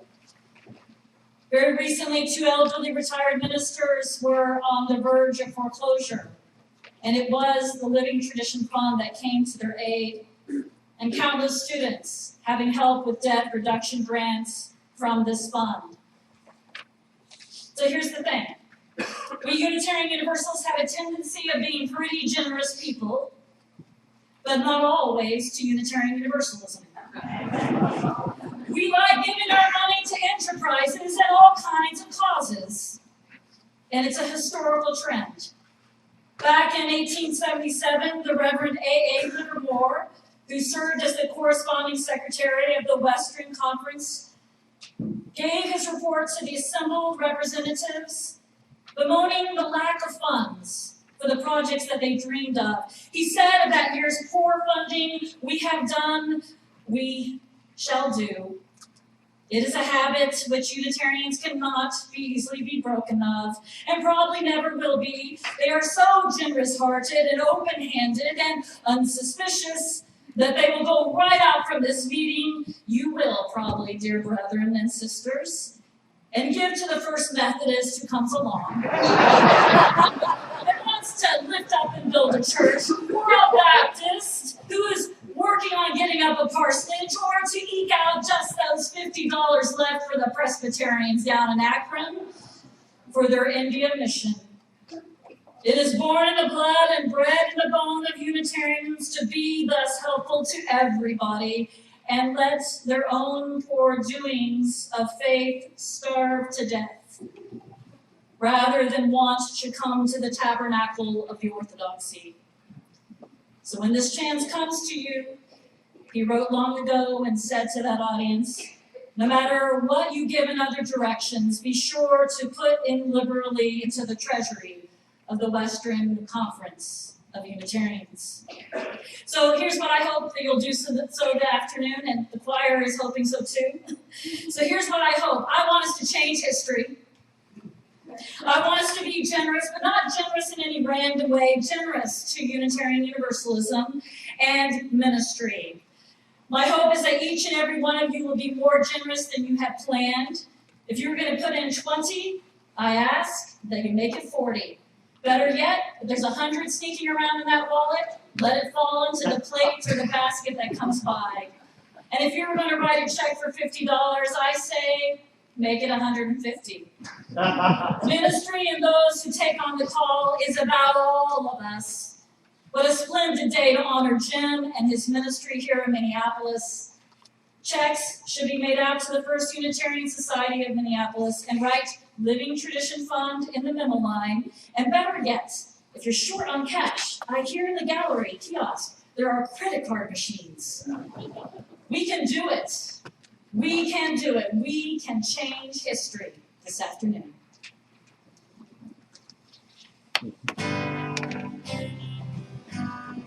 Ours is a simple faith. Life is a short embrace. Heaven is in this place every day. Hope is the ground we till. Make each day what you will. Thankful for dreams fulfilled every day. There is no hell to fear, no judgment day drawing near. Trust that in the voice you hear every day. Life's not a golden race. It's about heart and faith and living a life of grace every day. Ours is a simple faith. Life is a short race. Heaven is in this place every day. Hope is the ground we fill. Make each day what you will. Thankful for dreams fulfilled every day. Trust is in the open hand, making it honest stand. Rooted here in the land every day. Live in the mystery, seeking a harmony here between you and me every day. Ours is a simple faith. God is a short embrace. Heaven is in this place every day. Hope is the ground we fill. Make each day what you will. Thankful for dreams fulfilled every day. Ours is a simple faith. Life is a short race. Heaven is in this place every day. Hope is the ground we fill. Make each day what you will. Thankful for dreams fulfilled every day. Thankful for dreams fulfilled every day.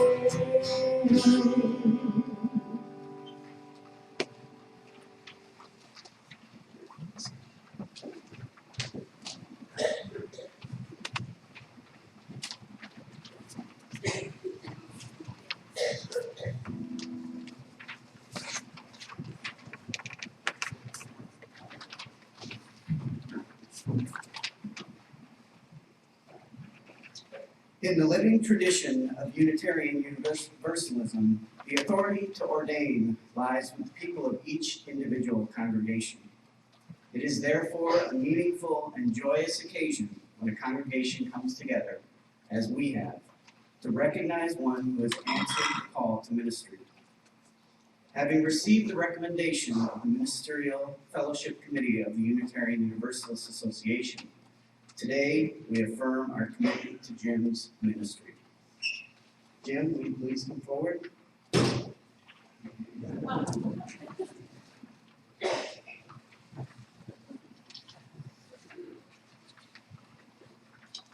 Jim, in our eyes and in our hearts, you are a minister.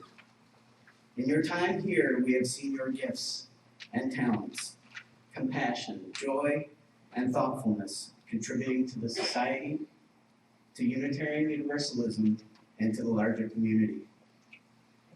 Through the authority of the Board of Trustees of this congregation, we desire to ordain you to the Unitarian Universalist ministry. Are you ready to accept the privileges and responsibilities that come with ordination? I am. Will the members of the First Unitarian Society of Minneapolis please rise and bow your spirits so that we together may ordain Jim Foti.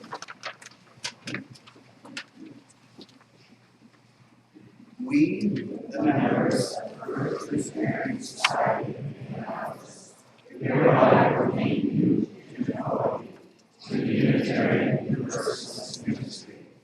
May you live and serve courageously and joyfully. May you minister through our joys and sorrows, seek justice and compassion, and seek the truth, freedom, and love.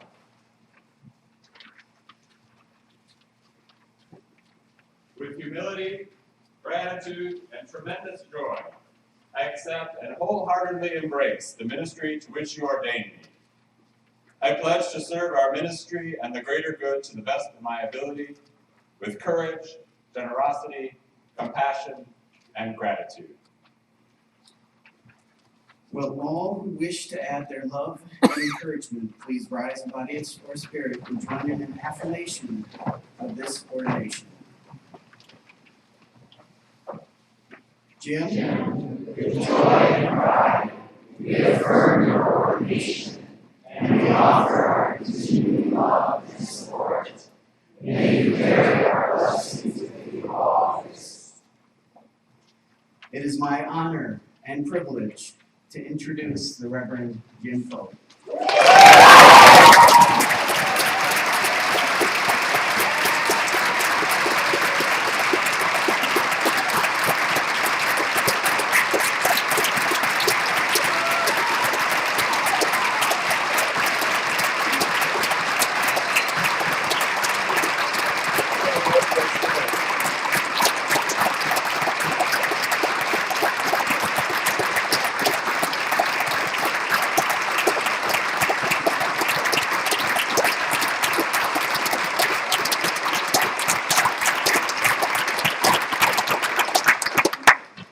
It is my honor and privilege to present Jim with a stole on behalf of the First Unitarian Society. When I spoke with Jim about what was important to him, the thing that we talked a great deal about was water, especially moving water. And so I wanted the stole to capture that image, as well as some of the other important images found in nature that are so important to Jim, like the sunrise, the sunset, greenery, the rocks of the northern shore. And so I hope this stole reflects that and you think of us when wearing it.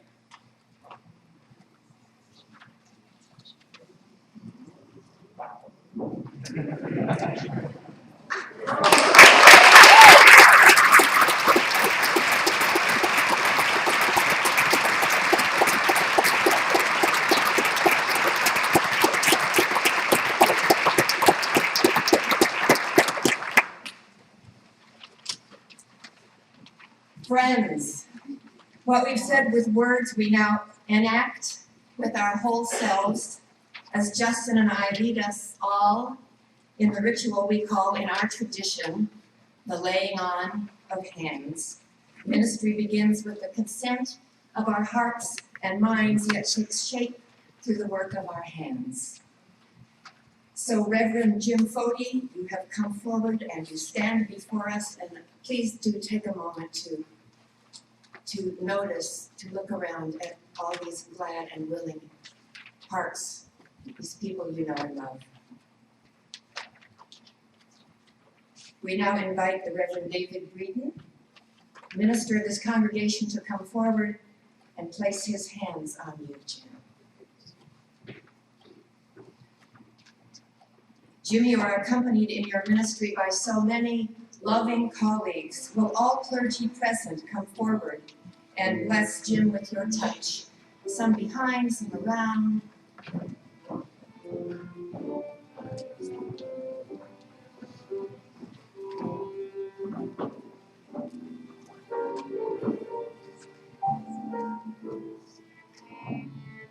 And now, Jim, we acknowledge your family and longtime friends, those with whom you share the most primary of covenants. Ralph Wyman, your beloved, your mother Arlene, and your father Bob from afar, who almost was here.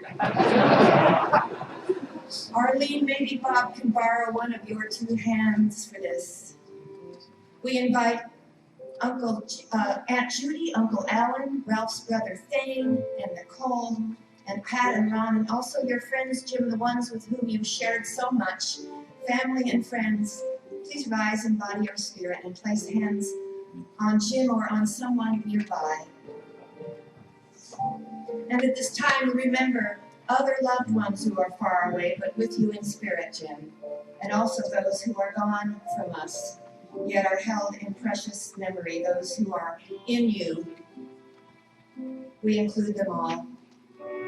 Finally, and essentially, we invite the trustees and members and families of First Unitarian Society, the ones who have the power to ordain and the authority to name you minister. We invite all now to rise in body or spirit as organically as you need to, and place hands on one another's shoulders or arms or hands in unbroken flow. And balcony people, you can just reach out to us in body and mind. As Justin offers us the blessing.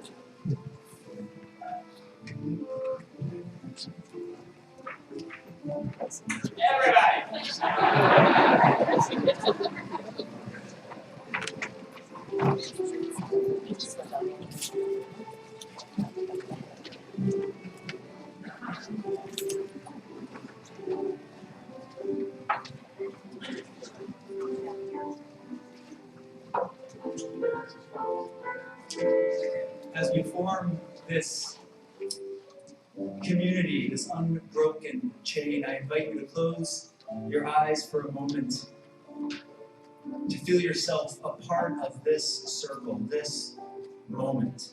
To let the breath of life fill your lungs as we align ourselves with and open our hearts to the power of love and life that is always present.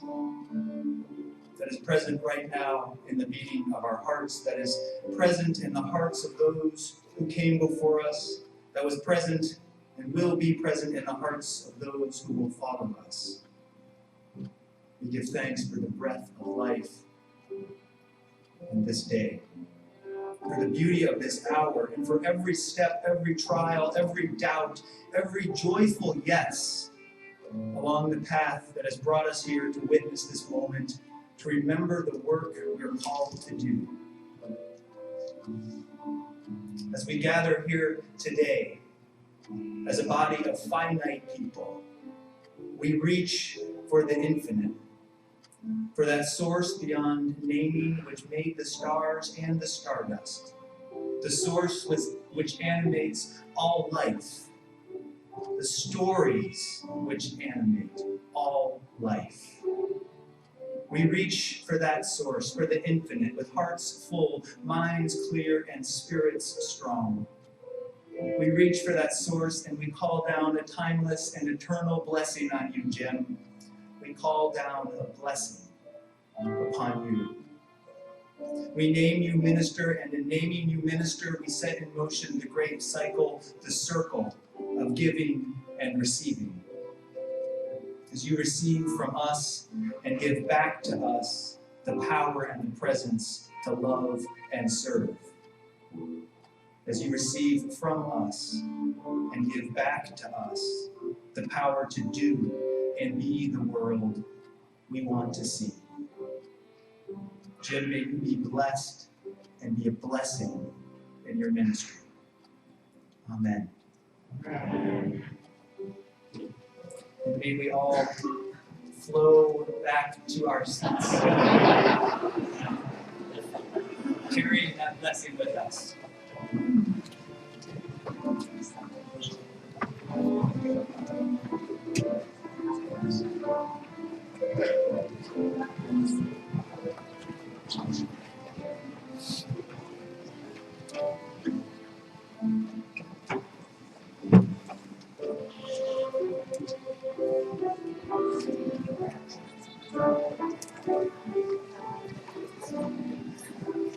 Couldn't get through.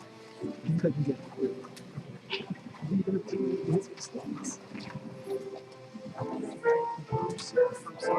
ways. Anything that's not connected at all is the right I don't know, maybe there's a sign that got popped out or something, but just What's up in the lanes? just telling you. One bug the lanes. She sure I heard You hear something like this?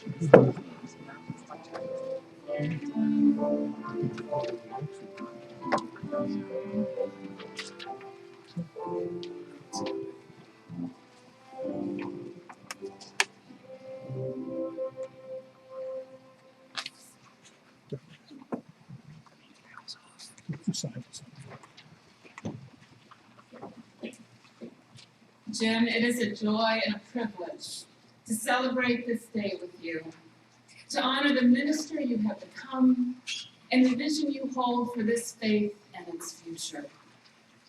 Today, you take up the mantle of ordained ministry at this unique moment in time and history, in the service of this vital, committed, and engaged congregation. But the mantle you now wear is not just for this moment alone. The act of ordination is a once-in-a-lifetime event, an affirmation of your calling, and a recognition of sacred responsibility that will change your life in ways you cannot yet imagine. Your ministry will take root and flourish in the congregations and communities you serve, in the collegiality which you nurture and uphold, in the individual lives you will touch, and in the larger movement which you will help lead into the transformed religious landscape of the future. So I offer this charge to you this afternoon, not just to the minister who stands beside me today, but to the minister who will continue to grow and stretch, serve and inspire, prophesy and love into the years to come. As have already been spoken within these walls, you bring many gifts to the ministry, and your joy in the work is palpable.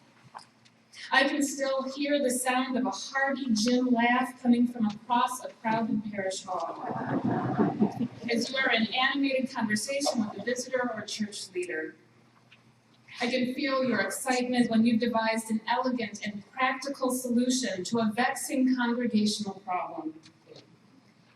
Your care, commitment, and conscientious planning are always clear, often preceding your actual arrival into the room. You are a team player, a true colleague, a ready collaborator and co-creator in a profession where far too many of us try to go it alone. And you have that rare ability to see the big picture of institutional life, the strategic implications of today's choices and decisions, while still being fully present to the real human beings who embody the heart and soul of our congregations, and whose work is not always realized in linear time. So my first charge to you today is the charge to a ministry of patience. Remember that Rome was not built in a day, or even a month, or a year. Congregational life, at its most vital, will constantly push us into the borderland between the potential and the possible.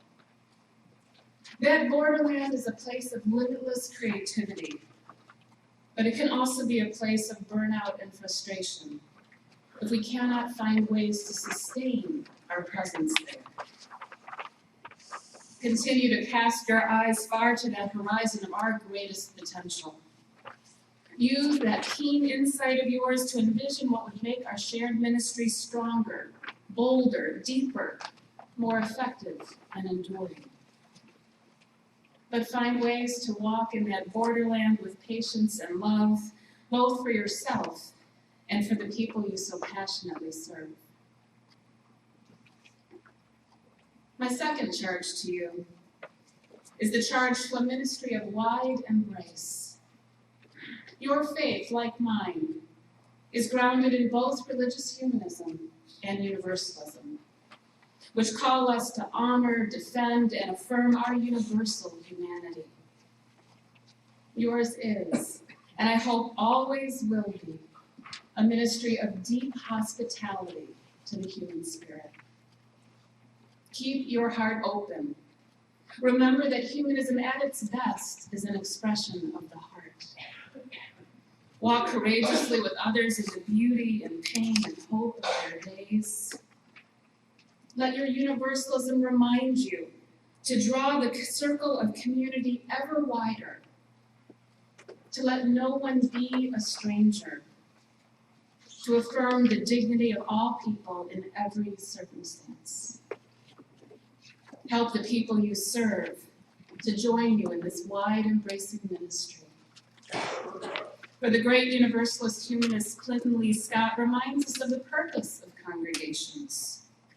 Not for themselves alone shall they gather the treasures of their days, but to share with all humanity the riches of abundant life. My third charge to you is the charge to a ministry of the word. Although you formally left the halls of journalism years ago to pursue this path of ordination, you remain a skilled craftsman of the written word and an honest storyteller of our shared humanity.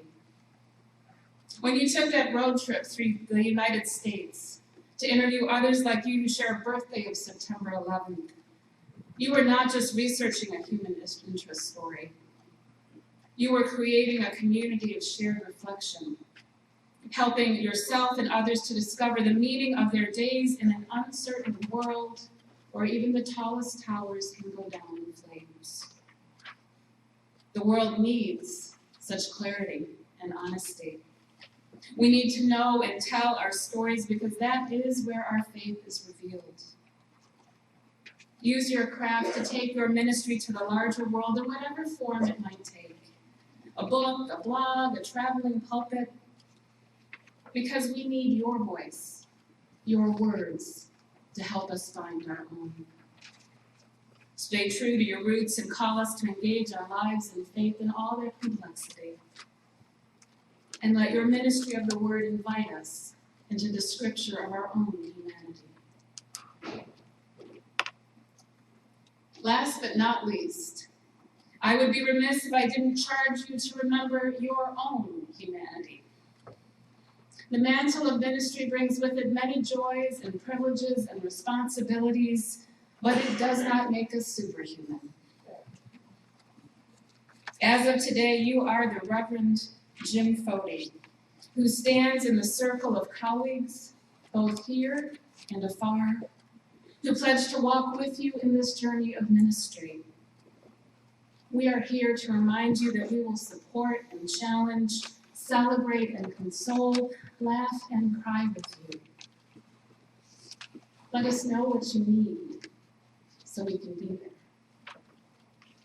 Bring your gifts to our collegial table so that we can learn from you. Throughout your ministry, never forget this great cloud of witnesses of which you are now a part. And trust that you will never be alone, no matter how lonely ministry can feel.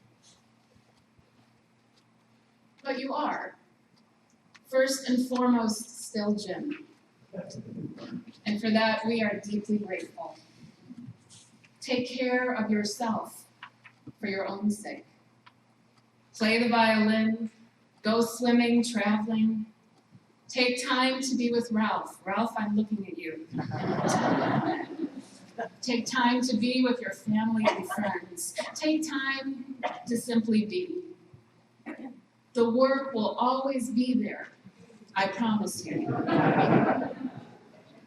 Remember that it can often wait another day. Sometimes it must wait another day so that we can bring our best selves to it. Sometimes it waits so that we can nurture its unfolding into an effective future. Tend to your own humanity so that your ministry will be embodied in your own unique gifts. Jim, as you take up this mantle, we give you our blessings for a long, rich, and thriving ministry with joy and love. So thank you.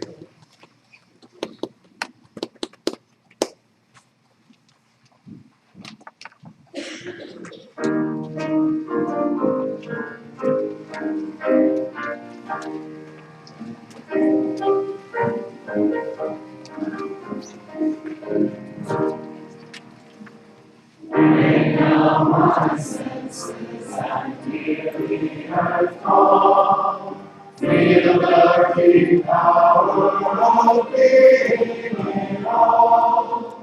Keep with the breath of creation your God, giving, receiving as love shows us how. Bring out compassion, give me to the cry. Voices of song moving through the night sky. Take as your neighbor, both stranger and friend, praying and striving their hardship to end. Bring now my vision of ministry clear, brighten my pathway with radiance here. Be thou my calling with all who will share. Wherefore a planet transform my heart.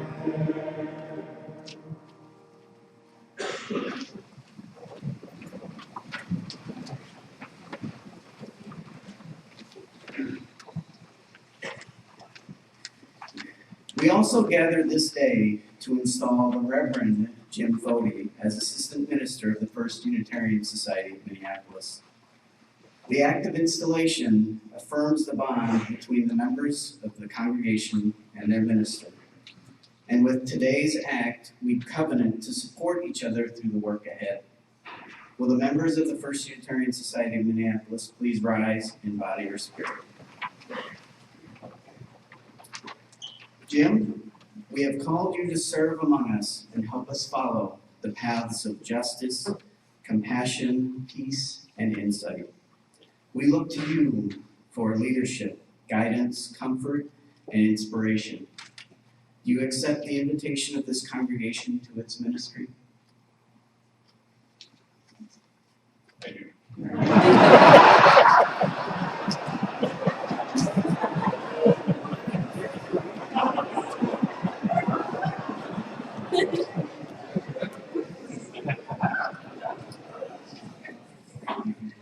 We, the members of the First Unitarian Society of Minneapolis, hereby install you, Reverend Jim Foti, as Assistant Minister of our congregation. We covenant to walk with you with our gladness and goodwill as you take up your ministry among us. In covenant with this congregation, in support of its people and its aspirations, I will walk with you in ministry. With gratitude and joy and with love as my guide, I take up this ministry.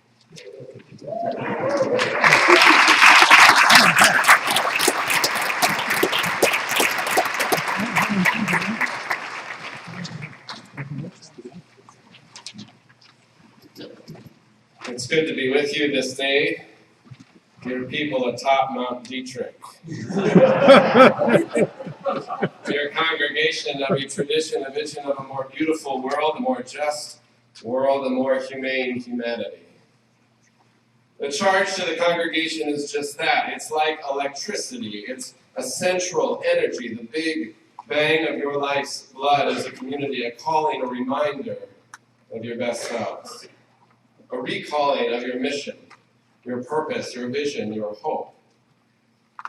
We are surrounded by good walls that speak, surrounded by a great cloud of witnesses, living within a dream, a vision, built of bricks and blood of what people thought possible.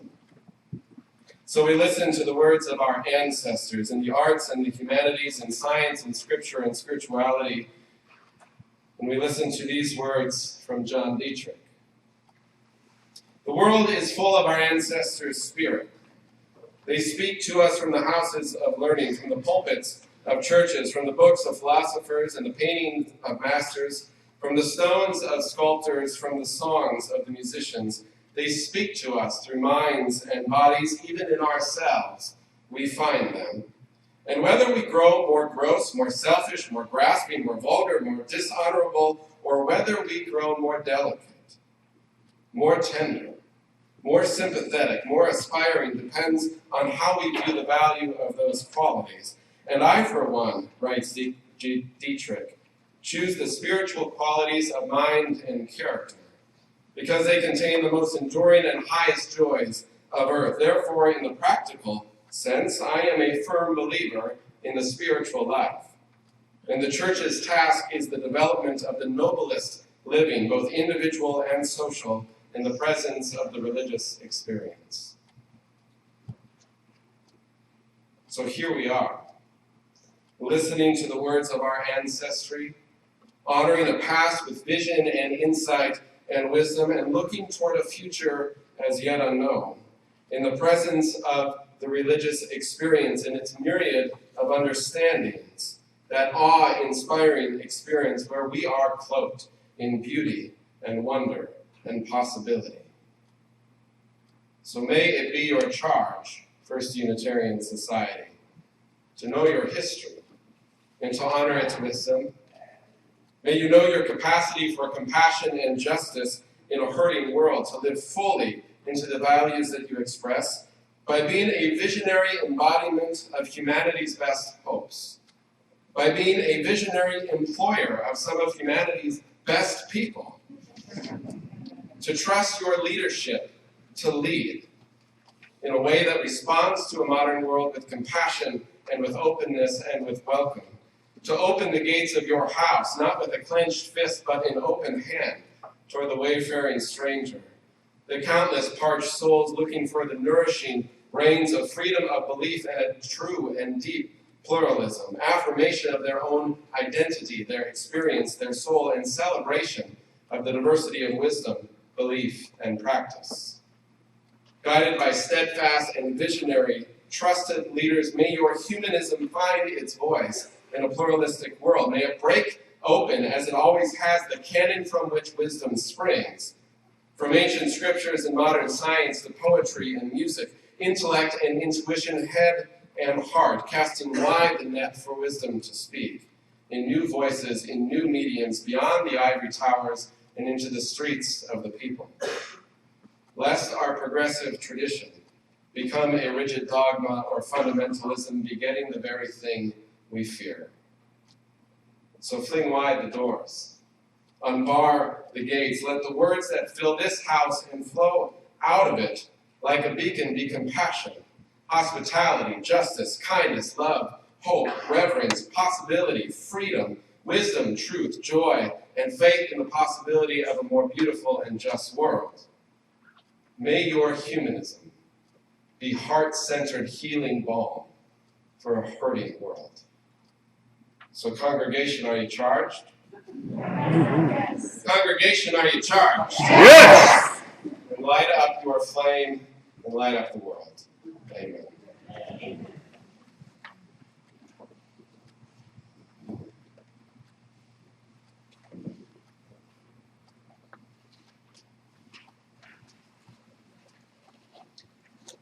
So Walt Whitman, the courage teacher, says that this hour I shall tell things in secret. I may not tell everyone, but I will tell you.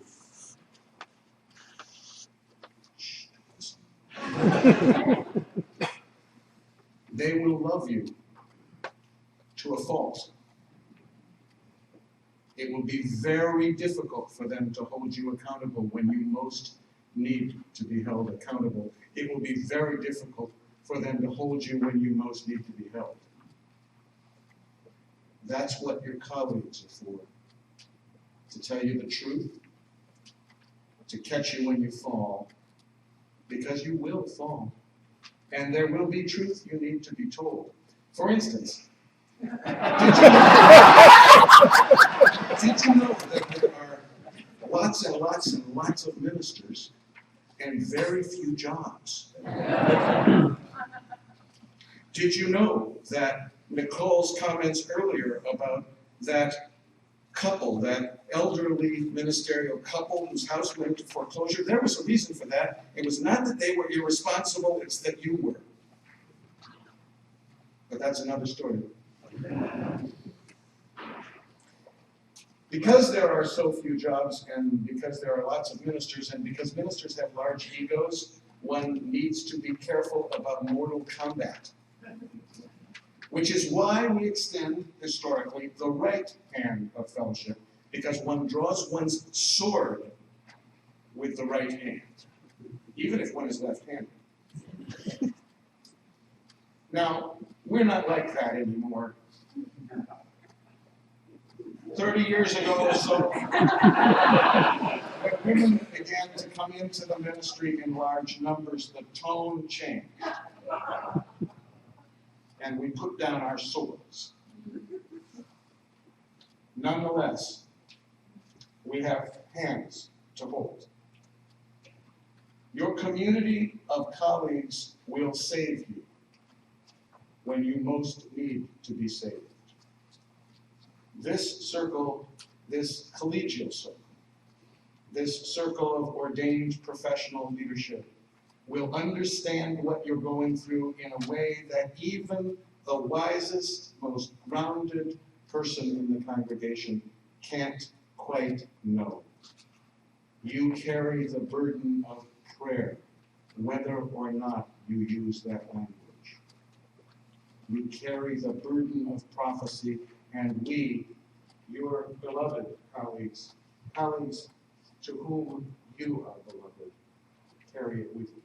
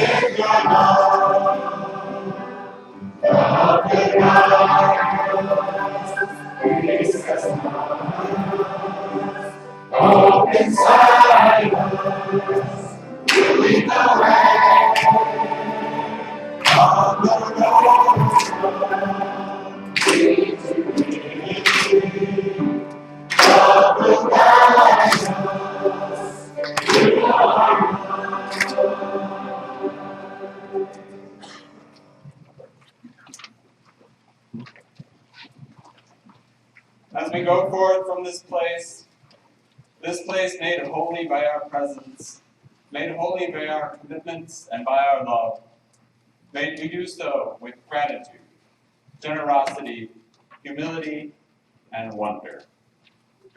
May all of us answer the call, however subtle or loud, to nurture our hearts and our minds, and to minister to each other and to our world.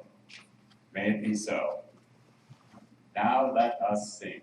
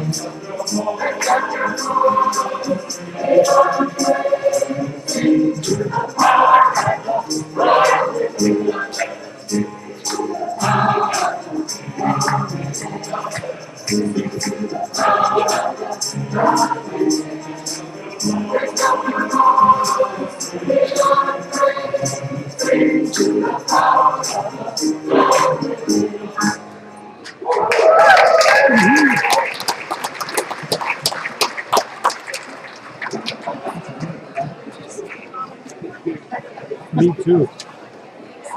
Lisa's gonna come. We're gonna go walking and then get some food.